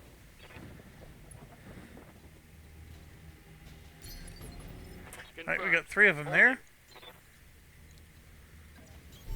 Don't need to tell me. Here we go, all 4 of us.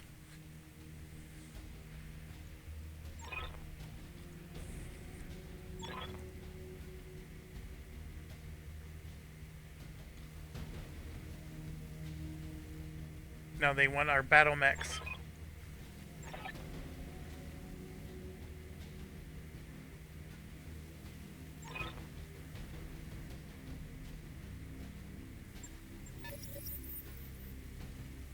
Alright, so now they got vehicles and the turrets are on us. First thing you gotta do, now remember this is a positioning round, we're not started yet. So we got a vehicle here, we can position ourselves to stomp on them. I'm gonna keep this guy right where he is. Stabilizing. The behemoth, Coolant system. I'm gonna put right next to that vehicle. Location confirmed. And the Decker right behind that vehicle. Yes, Commander.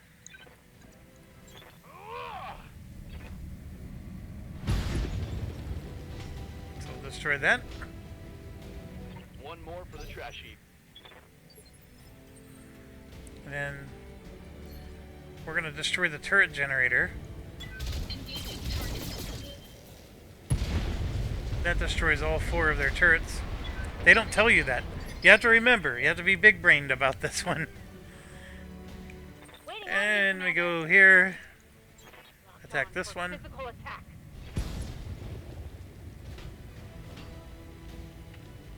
Vehicle trash. There's another enemy somewhere, oh, right here. Good to go. I don't know what to do about that one. I mean, I do have jump jets, but I'm not going to be able to jump that far. I guess I'm going to go here and just position myself.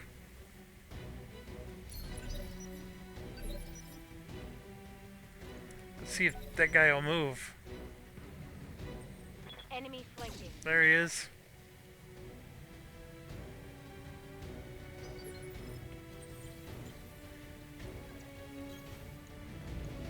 Affirmative. There it is. Vehicle.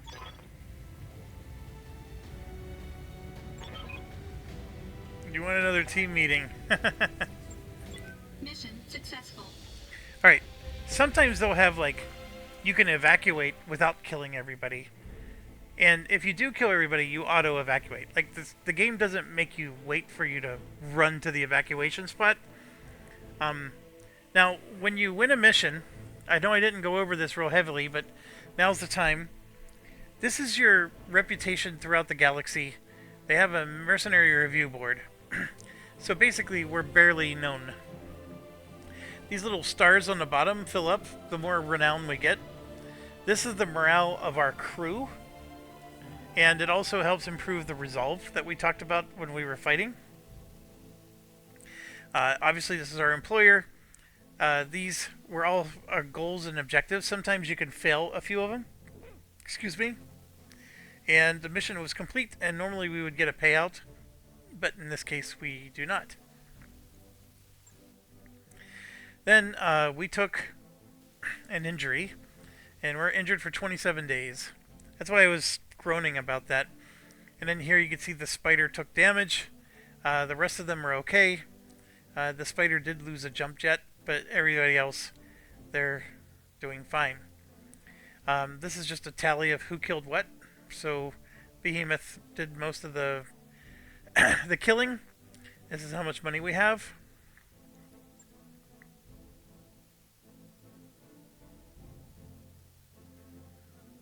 So now they're going to load us on the screen here.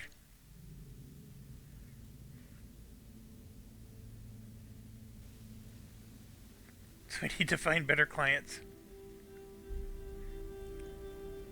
We're drowning in debt.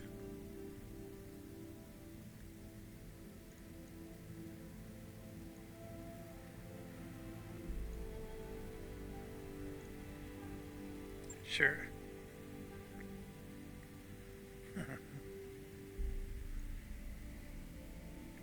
So Yang is our chief mech tech. Darius is our XO. Meyer is...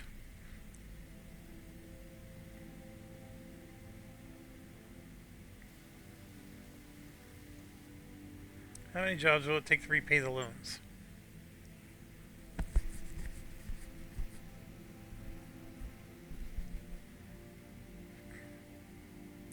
They don't want us to pay off our loans.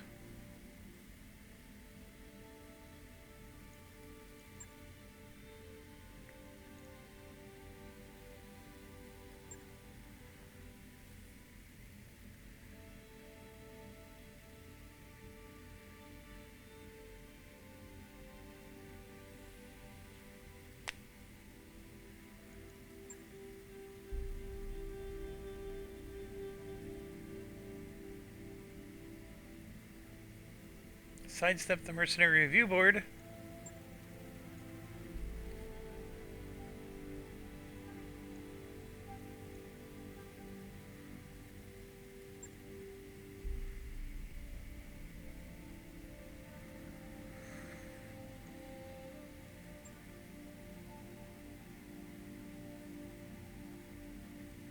Till we pay up, we're not allowed to use our jump ships. She's our navigator.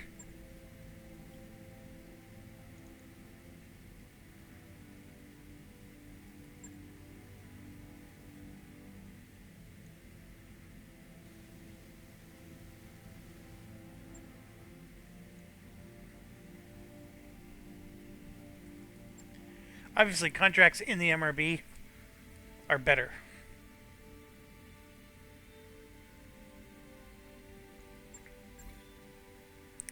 So, this is a campaign thing. When you play career, none of these restrictions exist. But for the campaign, we get a link between crewing, however you pronounce that, and the nearby systems of Alloway, Bellefontaine, and Detroit. Top priorities: finding work. Okay, this may look familiar. The ship is different than what you saw in my career mode, and that's intentional in the campaign. We do have a different ship. We are currently in this system, which is what this is representing. We can always go to the star map, and they do try to explain things. So here we are. We're in this system right here. The Leopard is the name of our ship. The travel contract, we'll get into that in a little bit, but basically, to summarize it right now, there is a contract available, and it's an MRB contract that says that if they want us to come over to this system and do some missions for them, and since it's a travel contract, they will pay our expenses to move from this system to that. Like if I click on this, you can see it's going to cost me $30,000 to go there, but there's a travel contract available, and they'll pay the $30,000. So we don't want to do that yet, but just helping you to understand like what it's saying. Now this little yellow zone is just the game telling us where we can go. We're restricted by the banks. We can't go outside of this yellow zone. This is the Canopus area, like their territory. This is the, I believe, the Oregon. This is the Tarian and the Davian, where I'm exiled from, the Capella, and then the Free Worlds.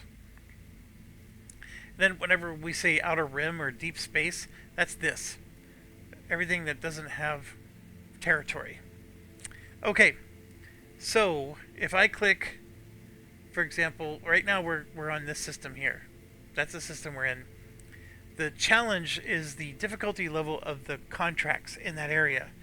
Half Skull is the easiest missions, and that's what we've been doing, right? We're fighting mechs that have almost all their armor completely removed before we even encounter them. So very easy missions.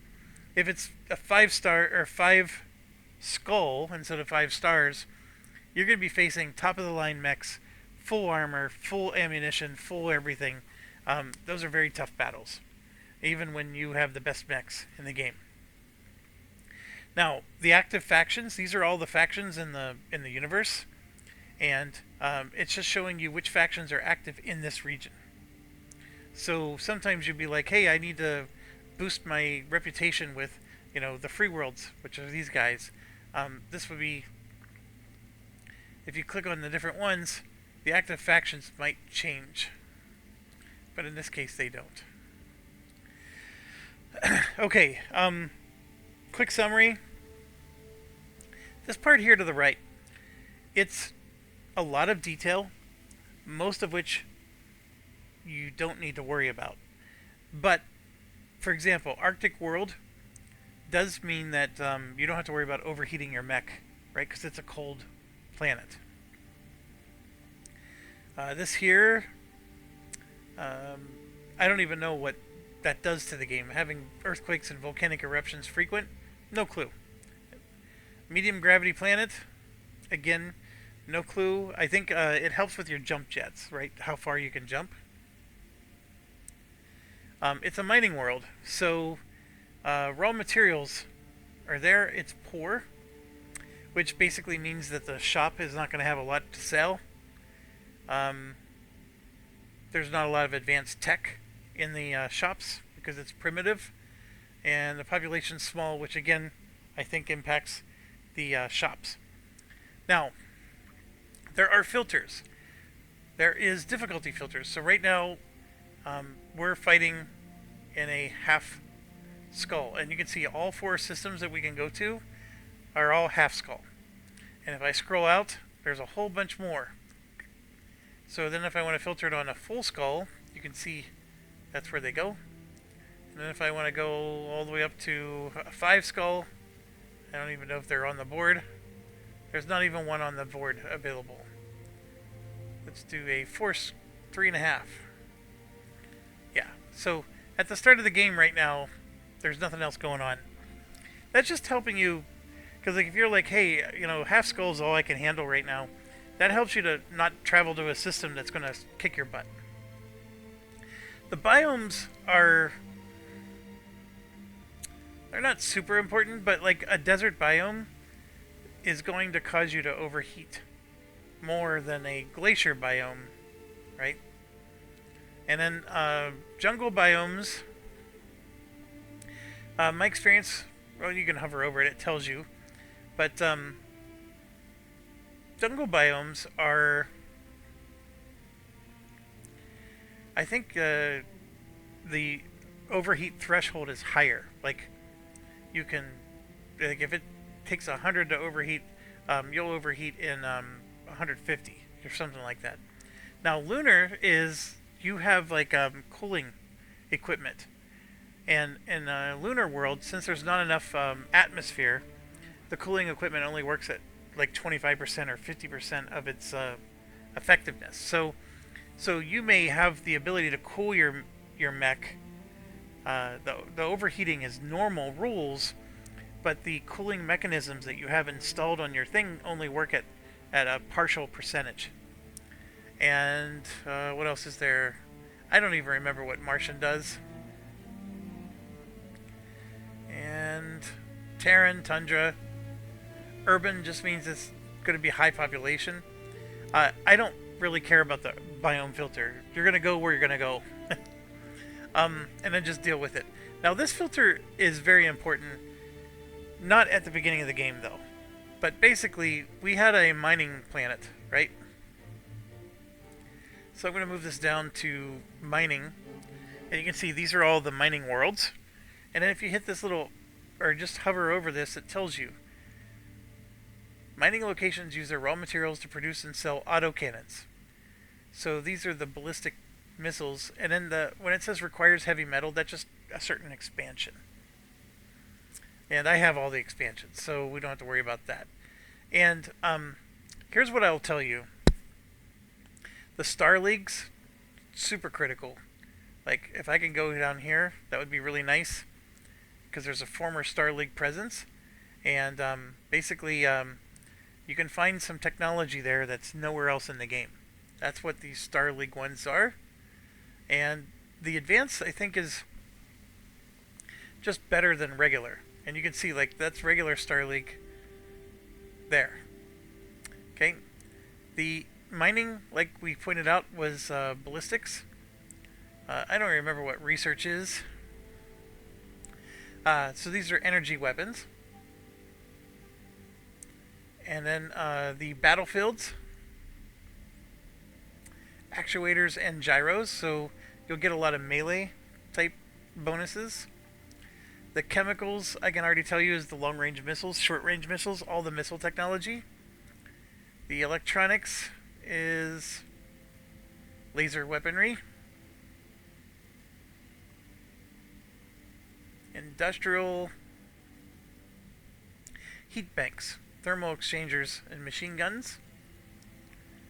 And we did mining. Yeah, and then Star League is just a world of its own. But the so it just depends like what kind of weapons you're looking for. Like if you're like, hey, I need some more ballistic missiles or ballistic weapons versus long-range missiles. Long-range missiles, you want to go for chemicals. You know, ballistics, you want to go for mining. You know, if you need improved lasers, you do the electronics, and then you do the research for your PPCs and other things. So different types of weapons at different types of places. In the beginning of the game, this does not matter. In the beginning of the game, you're just going wherever you could get money. And you do need equipment. Like the thing is like if we go somewhere where there's advanced chemicals, well, okay, that's great. So let's say you find some awesome laser, or what's the chemical one? That's the long-range missiles, short-range missiles. So you find some awesome LRM that you're really looking for. Well, then you can't afford it. So you need money. Okay, so we probably spent a lot of time on this, but this is an important map, and you do need to understand how it works. And yes, you could travel from there and set up travel. We're not doing that. So you can also speak to Sumair. I don't do this. Like, I hardly ever go here and talk to these people. But, you know, it's just flavor stuff. You know, where you're learning about, you know, House Meyer and, you know...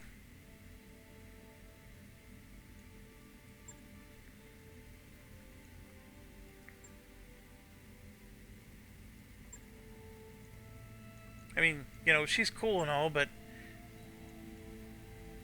I'm just gonna leave. But, so, there's... Speaking with your navigator, and then this is the actual navigation. So, our reputation... These are all the different factions. Should look familiar with what we did on the career mode. So right now, we're basically indifferent with everybody. One of the things you want to do early on is you actually want to get the pirates on your side. And, you know, I know it's spoiling things a bit, but you're going to get an opportunity to join the black market. And the black market is run by the pirates. And the entry fee to have access to the black market is going to cost you a certain amount based on your reputation with the pirates.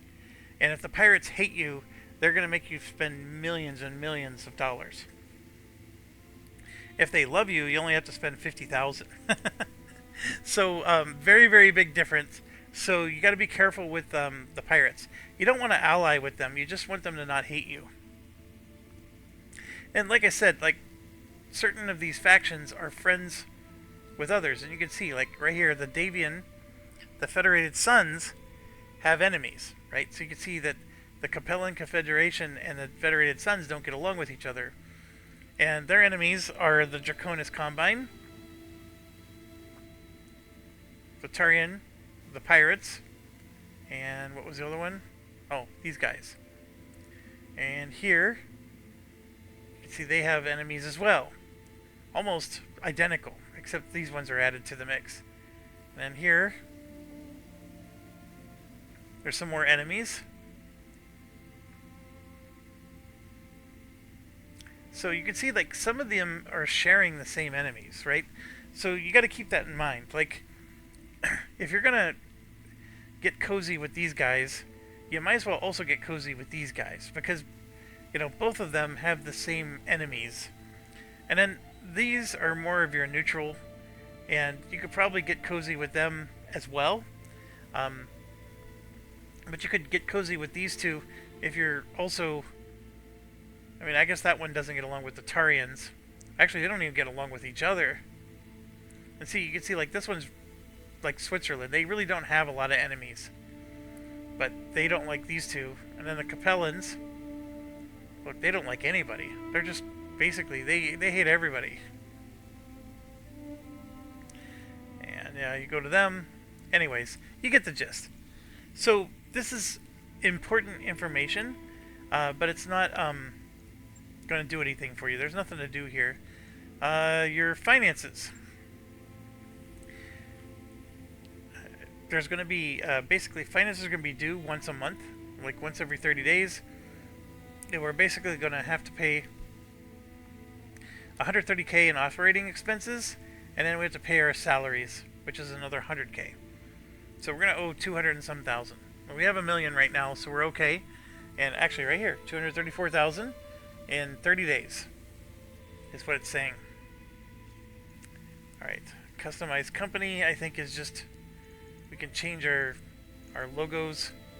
We're YouTubers, Marauders, and right now this is our symbol. But we could change it to whatever. I never play around with this at all, so you can see there's a lot of choices. I think we were that, but not a big fan of that. That's actually some pretty cool looking stuff here. I should play around with this more. What would be a YouTube Marauder?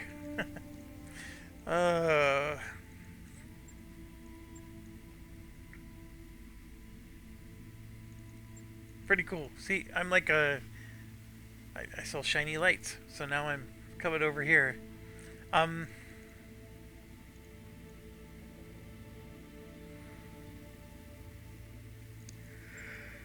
You like that way? Oh, excuse me. I'm yawning a lot. Okay, moving on. We have our mech bays. We had our one mech. Normally, repair is all you need to do, but because we have destroyed equipment, we have to refit. And then anything in red needs to be repaired. There's a button here that you could just hit repair all. Or you could just come one at a time and do, repair, or just, like I said, do that. This was destroyed, and so now we have available tonnage. So you could do, like for like, if you want. So I can come over here and add a jump jet back.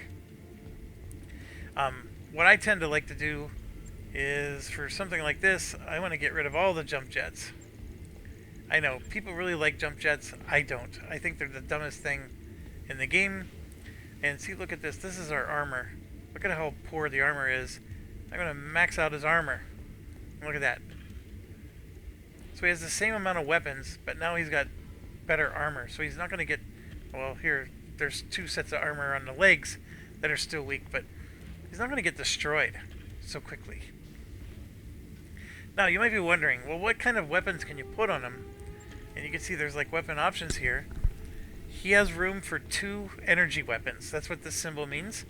Or 2 point defense weapons, or what do they call these? Weapon hardpoints. And he has no room for anything else. Like, the weapons have to get equipped here in these 4 little spots. There's no other armaments. So this is like the weakest of the weak. This extremely maneuverable scout. So it's a spider. Not surprised. It's going to cost 14,000. Right. I'll get it in the schedule. We also have a locust. So there's another one ready to go, which is also just as weak. And like we said, with the Shadowhawk, we have a Vindicator, and these are mediums. And then the Blackjack is also a medium, and then these 2 are lights. Alright, so that's going to take 4 days. We're already out of action for 27 days. Then here we go to our barracks. Now you can see we have 5 mech warriors. And these are the skills and how much experience points you have to spend to level up that skill. And this is how many experience points we have. So we have 2,800 experience points. We could, keep leveling up the gunnery. Sometimes it behooves you to at least get to here, this level of 4 on each one. And here I'll show you. So we're at 5% base melee. This is like hit with melee. 7.5. But then this one lets them not get knocked over as easy, so they have more stability, right? And then this one does nothing, but then eventually we get +1 health, right? So again, like I said, it behooves you to get to level 4, and then this one might help as well. Now, key thing to understand here, these are special skills that you unlock. Every mech warrior can have 3 special skills. And one of the special skills is the secondary of the first. Here's what I mean. Let's say I take this one, multi-target. Then I can only take one other of these. So let's say the other one is sensor lock. So I now have multi-target and sensor lock. My third skill has to be either this one or this one. That's it. You can't take 3 of these level 1 skills. You have to take 2 level 1s and then 1 of them level 2. Now this takes some serious planning, and when you're new to the game, you're going to screw this up. Like, some of these are better combinations than others. So I'll go through them real quick. Multi-target lets you split your weapons against multiple targets. It's not a good skill. It's okay. Like, there's times when it comes in handy, but for the most part, I'm like, meh. This one, though, is pretty awesome. And so you'll see me still go for it for that reason. Now, what this is if I fire a single weapon, now I could have 5 weapons equipped, but as long as I only fire one of those 5, I get to ignore cover and guard it on the target. So even though they're covered and guarded, I can ignore that. Basically, they're going to take maximum damage, even if they got all their defenses up. Now, one thing I did play with, and it does work, is if you use your multi-target, and you make sure that one weapon goes against each enemy, then yes, you're going to ignore cover and guarded for both of those enemies. So you're splitting your weapons across multiple enemies, and you're ignoring cover and guarded. Like, that's sort of, I think, how it's supposed to be done. I will tell you that this is a lot more finicky, but this is really, really good. That's probably one of the best skills in the game, in my opinion. But remember, it's only one single weapon. So if you got this ultra mech that has 8 weapons equipped, and you want to fire them, like I showed you in the career mode, I had that guy with the LBX-10s where I'm shooting basically 4 shotgun blasts, right? This is a horrible skill for him to have, because I want to shoot all 4 of those shotgun blasts, not just one of them. So it's situational, but it's definitely one of the better ones. Now this one is good for any mech. Basically, as long as you didn't sprint, jump, or charge the melee, you gain entrenched, which is a 50% stability damage reduction. So basically it's going to be a lot harder to knock you over. It's just a really nice one. It's a passive skill. Just a really nice one to have. And you get a bonus evasion charge after you move. Those are those little chevrons, right? So if normally you only get 3 chevrons when you do a move, you're going to now get 4, which makes it harder for them to hit you. So really, really nice passive skill. Now this one, a mech piloted by this warrior can move after shooting. Normally, if you shoot, your movement points are gone. You can move and then shoot, but you can't shoot and then move. This breaks that rule. This lets you move after shooting. So, why would you need that? Why can't you just move and then shoot? Well, sometimes it's because you're trying to get away from somebody, right? You could go out of a rock, shoot somebody, and then you get to move after shooting, so you get to move back behind the rock. Little thing like that. But the thing I found most helpful is, like, if you have the pugilist kind of mech, where you're going in and punching and kicking,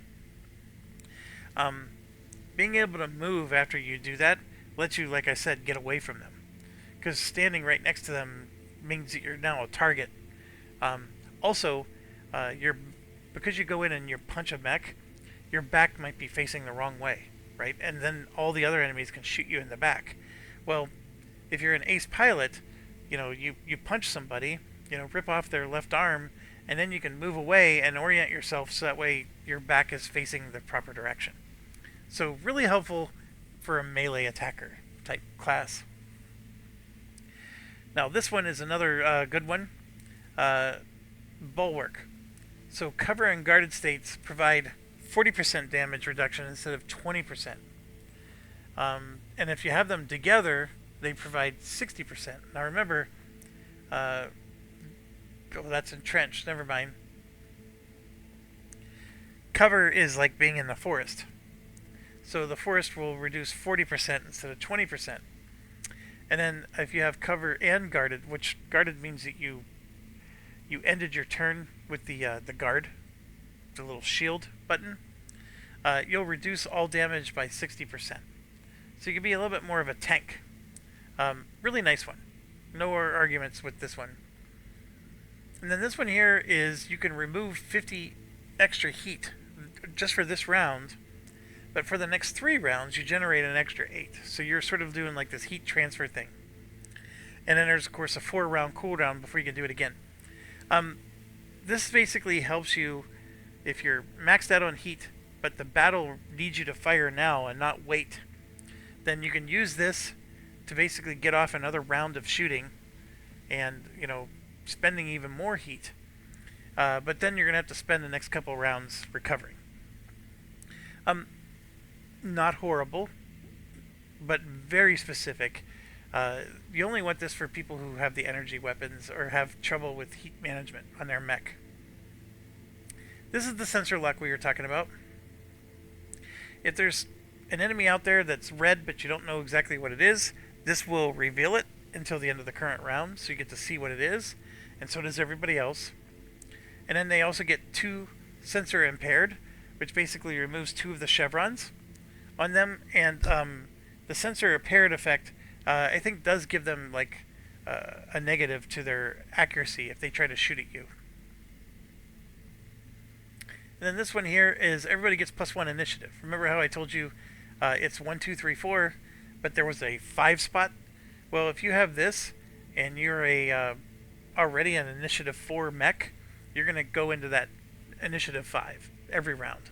So you'll be one of the fastest mechs in the game.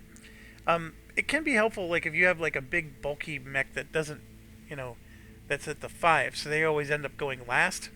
Well, now you get a +1 to your initiative, and it also removes a bar of stability damage. That's probably not as good, but the +1 initiative can be good. It basically means your mech gets to go first, or sooner than other mechs of the similar size, right? So you being able to go first sometimes can make the world of difference. I know that was a long explanation, folks, but they're very important. Now, what do? Well, I usually like to focus my main character on ballistics, and there's this thing called the UAC-20 and the AC-20, and those are weapons that are very heavy. They take up almost all your weight, and usually a mech can only equip that weapon and nothing else, because you also have to equip armor to go with it and the ammo. So it tends to be on mechs where they only have one weapon, and this thing is a skill that needs only one weapon to be used. So it's a nice little combo to have this on your ballistics guy. Now, what else would you couple with it? I honestly think that the bulwark is really nice. It's always good to reduce damage done. This is okay. Getting the extra evasion charge is nice because, as you're moving, you always generate extra chevrons.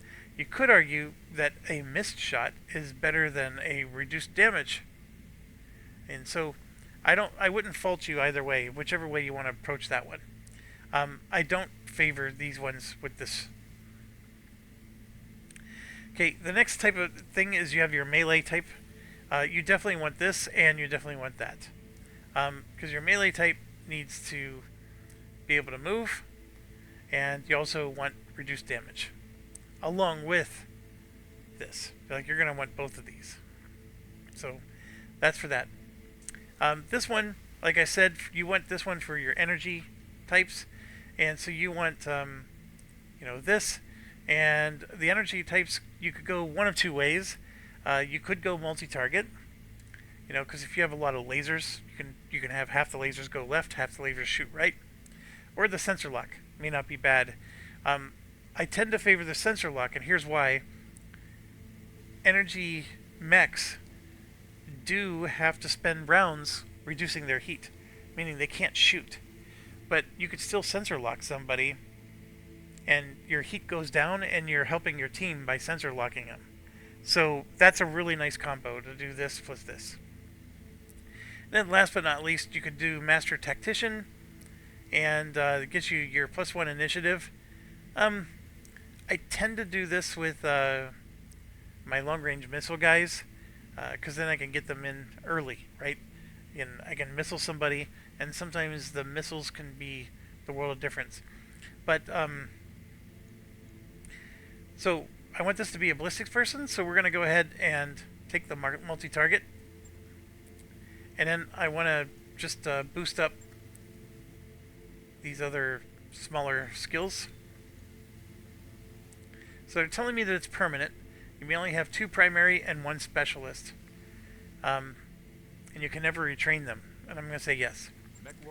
So I called these level 2, but these are the primary and those are specialists. That's what they're getting at. Alright, then we have these guys. Good to go. So Medusa. I'm going to have Medusa be my long-range missile guy. So we're going to go up the tactics skill. Indirect fire is when you're shooting those missiles at somebody you can't see. And everybody benefits from having gunnery, because 10% extra chance to hit. Training complete. Waiting for orders. Glitch. What do I want Glitch to do? See, now Glitch already has this. I didn't even pay attention. I should have. Maybe I could have made Glitch our ballistics person instead of us. Glitch is going to be our backup, I guess. So I'm just going to go ahead and grab that. Waiting for orders. Now Decker. This is an interesting one.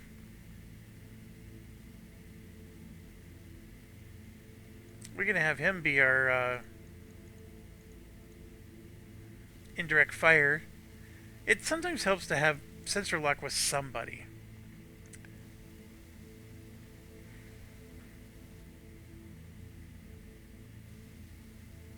I think for him, I want to round off his skills first, and then we'll decide later what to specialize him in. Standing by. Now, Behemoth is already well on her way towards being your melee juggernaut. So what you want to do with Behemoth is you just want to get, some base weapon hit, go up. Training complete. Alright, everybody's done. The other thing we could do is we could go to the hiring hall. And here you can see we can hire some more people.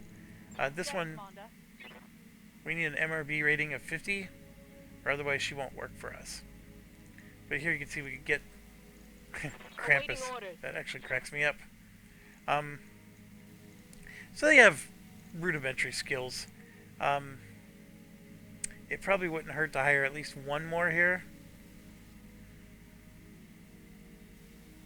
I don't even think it matters. I'll go ahead and let's get Tailgate in. New mech warriors available.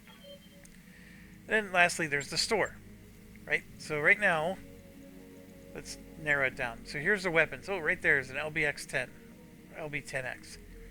Really nice weapons. I like those. Way out of my price range right now, but that's good to know. And then here's those AC-20s I was telling you about. And there's the UAC-20 I was telling you about. Really, really nice weapon. That would be a lot of our money. Then, of course, there's ammo for all the various things. Here's if we need some more jump jets. I think the S versus the H is how much heat and how far you jump, really. I think the A is the... They can perform a death from above, so you can actually use your jump jets to land on a mech. And there's these modules you can get that you put on your feet or your legs, because you take damage too. It's basically like a demolition derby. But you can actually put these things on your legs that will reduce the death from above. So I don't recommend you do that unless you have that. And then last but not least, there's mechs that we can purchase. Now, bear in mind, this 341,000 isn't going to get you a whole Javelin mech. It's going to get, see, it says partial. You're going to get 1 part out of 3. You need 3 parts to assemble a full mech. You're going to get 1 of those parts if you spend that money. And then here you can see there's a 10A and there's a 10N. You might say to yourself, well, what's the difference? I would suggest that you ignore these bars. I mean, they're helpful-ish. The thing you want to pay attention to is this. So the 10A uses 2 energy weapons, 2 missile weapons, and 2 hardpoint, right? And here you can see it switches to nothing but missiles. So you got to pay attention. The 10A is like a more of a balanced one. That one's all in on the missiles. And then here you can see the equipment. Now this, in the career mode, one of the options I checked is that when I buy a mech or build a mech, it comes with no equipment. So I have to equip it myself. And that of course increases the multiplier for me. In the campaign game, you're going to get all this equipment with the mech. So you'll have a SRM-6, blah, blah, blah, blah, blah. Now, you can see one of the best mechs on here is the 75-ton one, the Marauder. It has some nice things. It has a unique module that basically increases the command called shot of all of, I guess, itself. And then everybody in the Lance actually takes reduced damage. So it's like a little, like an ECM thing for everybody else in your Lance. And then you can see there's a nice Thunderbolt 65-tonner. Very expensive. And remember, that's only 1/3 of the part. And this is how much is available. So if you buy this part, let's say you had enough money to buy all 3 parts, there's only 1 available. You buy it and then the store's empty. And there's a Victor. Very expensive. Buying mechs this way is a desperate thing to do, by the way. You don't want to be making a living buying mechs this way. You want to salvage them in the battlefield, which can be hard. Sometimes you want to buy because you're trying to finish your collection. But for now, in the beginning of the game, you're not trying to buy mechs. And last but not least, you have your command center, which you can talk to Darius here, but we want to go to the contracts. And here you can see the only contract available to us is to fly to the next region. So we might as well do that. It's going to take 12 days. And they'll pay for us to do that. So let's do that.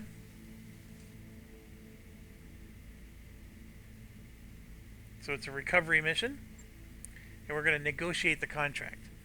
So when you're negotiating a contract, these are the terms of the contract up here. It's telling you how difficult it's going to be. They're going to pay for our travel. These are the 2 bars. You have sliders that you can move. And you get a little bit of flexibility on where they go. This top slider is the payment. How much cash are you going to get? So if I do this, I'm going to get 99 grand. But you'll notice that the bottom one slid left, because they could only be apart so much. But I could do this. I know you might be thinking, what? It's only when you go in opposite that it forces it to move. I can never have both of them maxed out, but I can have both of them minimized. Alright, what's the bottom one? Salvage is how much salvage you're going to take from the field. And there's 2 numbers. The left number is you get to choose the salvage. So they're going to list everything on the battlefield. All the salvage is going to get put into a list. And you get your first choice. And you get to choose 1 of them. And then the other 7 are going to be random. So everything that's left, let's say there's 30 items. I get to go through those 30 items and pick the exact one I want. and then I'm going to get 7 more items, but that's just going to be random luck. Okay, that's how that works. And so I can move it all the way up to 11, 2 choices, 11 random, right? But then I'm only making 9,000 bucks, right? Or I'm making 99,000 bucks, and then I get to choose nothing, and I get 3 random things from the battlefield. So that's how that works. Now, why would I do this? Well, that would... It has to be explained by the reputation. So let's go back to, let's say I wanted to do that kind of contract. The local pirate organization is going to lose 2... They're going to get angry with me, right? And so I'm going to lose 2 reputation with them. Right now, their reputation is indifferent, and you can see the red bar here is what I'm going to lose. If it moves all the way to the right, my reputation improves. If it moves all the way to the left, my reputation is going to decrease. They're going to get angry with me. So this is causing my reputation to go down by 2. And then this Magistry of Canopus, I'm going to go up by 2 with them. Now, take note, if I move this all the way to the left, now I'm going to go up by 3. And so that's where when you read up here, the maximum pay you can get is 99,000. The maximum salvage, you can get 211 or 99,000. Or max rep of 3 if I do this. So this gives you a nice summary at the top, so you don't have to play with the bars and see what everything's going to be. So a max rep of 3 versus 2, probably not a big deal, right? But if you'll notice, I was able to get that 3 by doing that. I could still get a 3. Or I could do that. So I can get a little bit of money and still get a 3. So those are the things you got to play with a little bit. A 2 versus a 3 is no big deal. You don't want to do that. That's probably not worth, lowering your goods. But there are some where the max reputation could be 15. And, if you're doing this situation, now it's only 9. And so, going up by plus 6 is a much bigger deal. And, you can see that a plus 2 is going to get you a little closer, but only that little bit. Alright, so what do we recommend? What do we do? Well, here's what I'll tell you. The salvage on the battlefield is worth way more than cash. Almost all the time. And in some cases you just need to take cash. Because the salvage on the battlefield could be, hey, I just got a medium laser. Well, that's only worth $4,000. Right? I could do this and get $9,000. So that cash might be worth more than getting a few lasers. But the idea here is you're going to be getting mech parts, and then once you assemble a mech, even those the spider, the weakest of them all, that spider will sell for like $150,000 when you sell it. So $150,000 for a spider mech versus getting $99,000, you see the difference. And then getting to choose your equipment makes your mechs better. I would say that in the beginning though, you don't want to mess around too much. Like in the middle is probably the right way to go. Getting to select only 1 item is not that good. Being able to select only 2 items is still not that good. So I definitely don't recommend going down to 31 grand just to select 2 items. 54, way better. I still get to select 1 item, but I only get 5 randos. And then that one is tough. But if you really want the money, then at least do that much so you at least get to select 1. This lets you get 2 more items, but they're random. Like, is it worth the 20,000? It can be. That's what I'm trying to tell you, is like it's a tougher decision. You need cash in the beginning, because you're going to need to spend $261 at the end of the month. Yeah, we have that right now, but I want to buy some of those nice things at the store or whatever. And I'm sorry, I'm doing a lot of explanation, but there's a lot to the game. So, don't over AP it. It's not going to kill you one way or the other. But I'm going to just go ahead and leave it right split in the middle. And let's go ahead and accept the quest. Roger that, Commander. Course plotted. So now we're going to start moving. And you always want to move to a new system like this when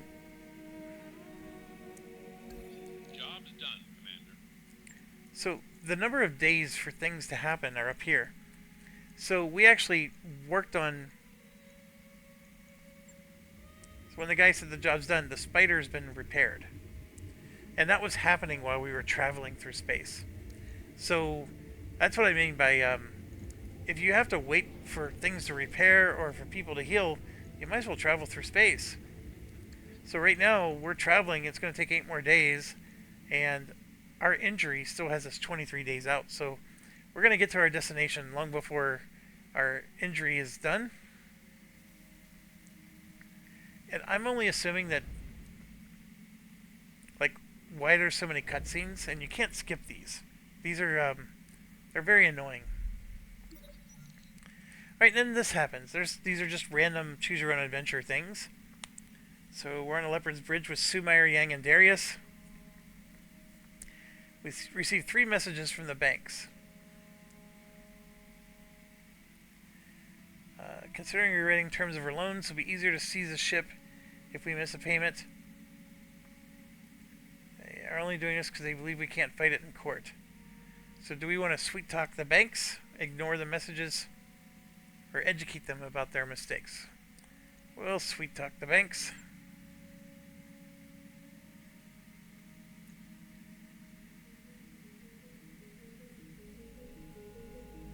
So at least got a fair status. And then 3 more days till we get to our destination. And here we are.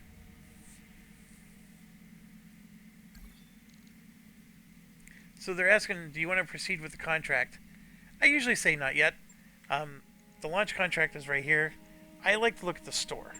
Like, is there anything at the store in particular jumping out at me that I want to buy? Like that LB10X from that last store. I was very tempted to pick that up.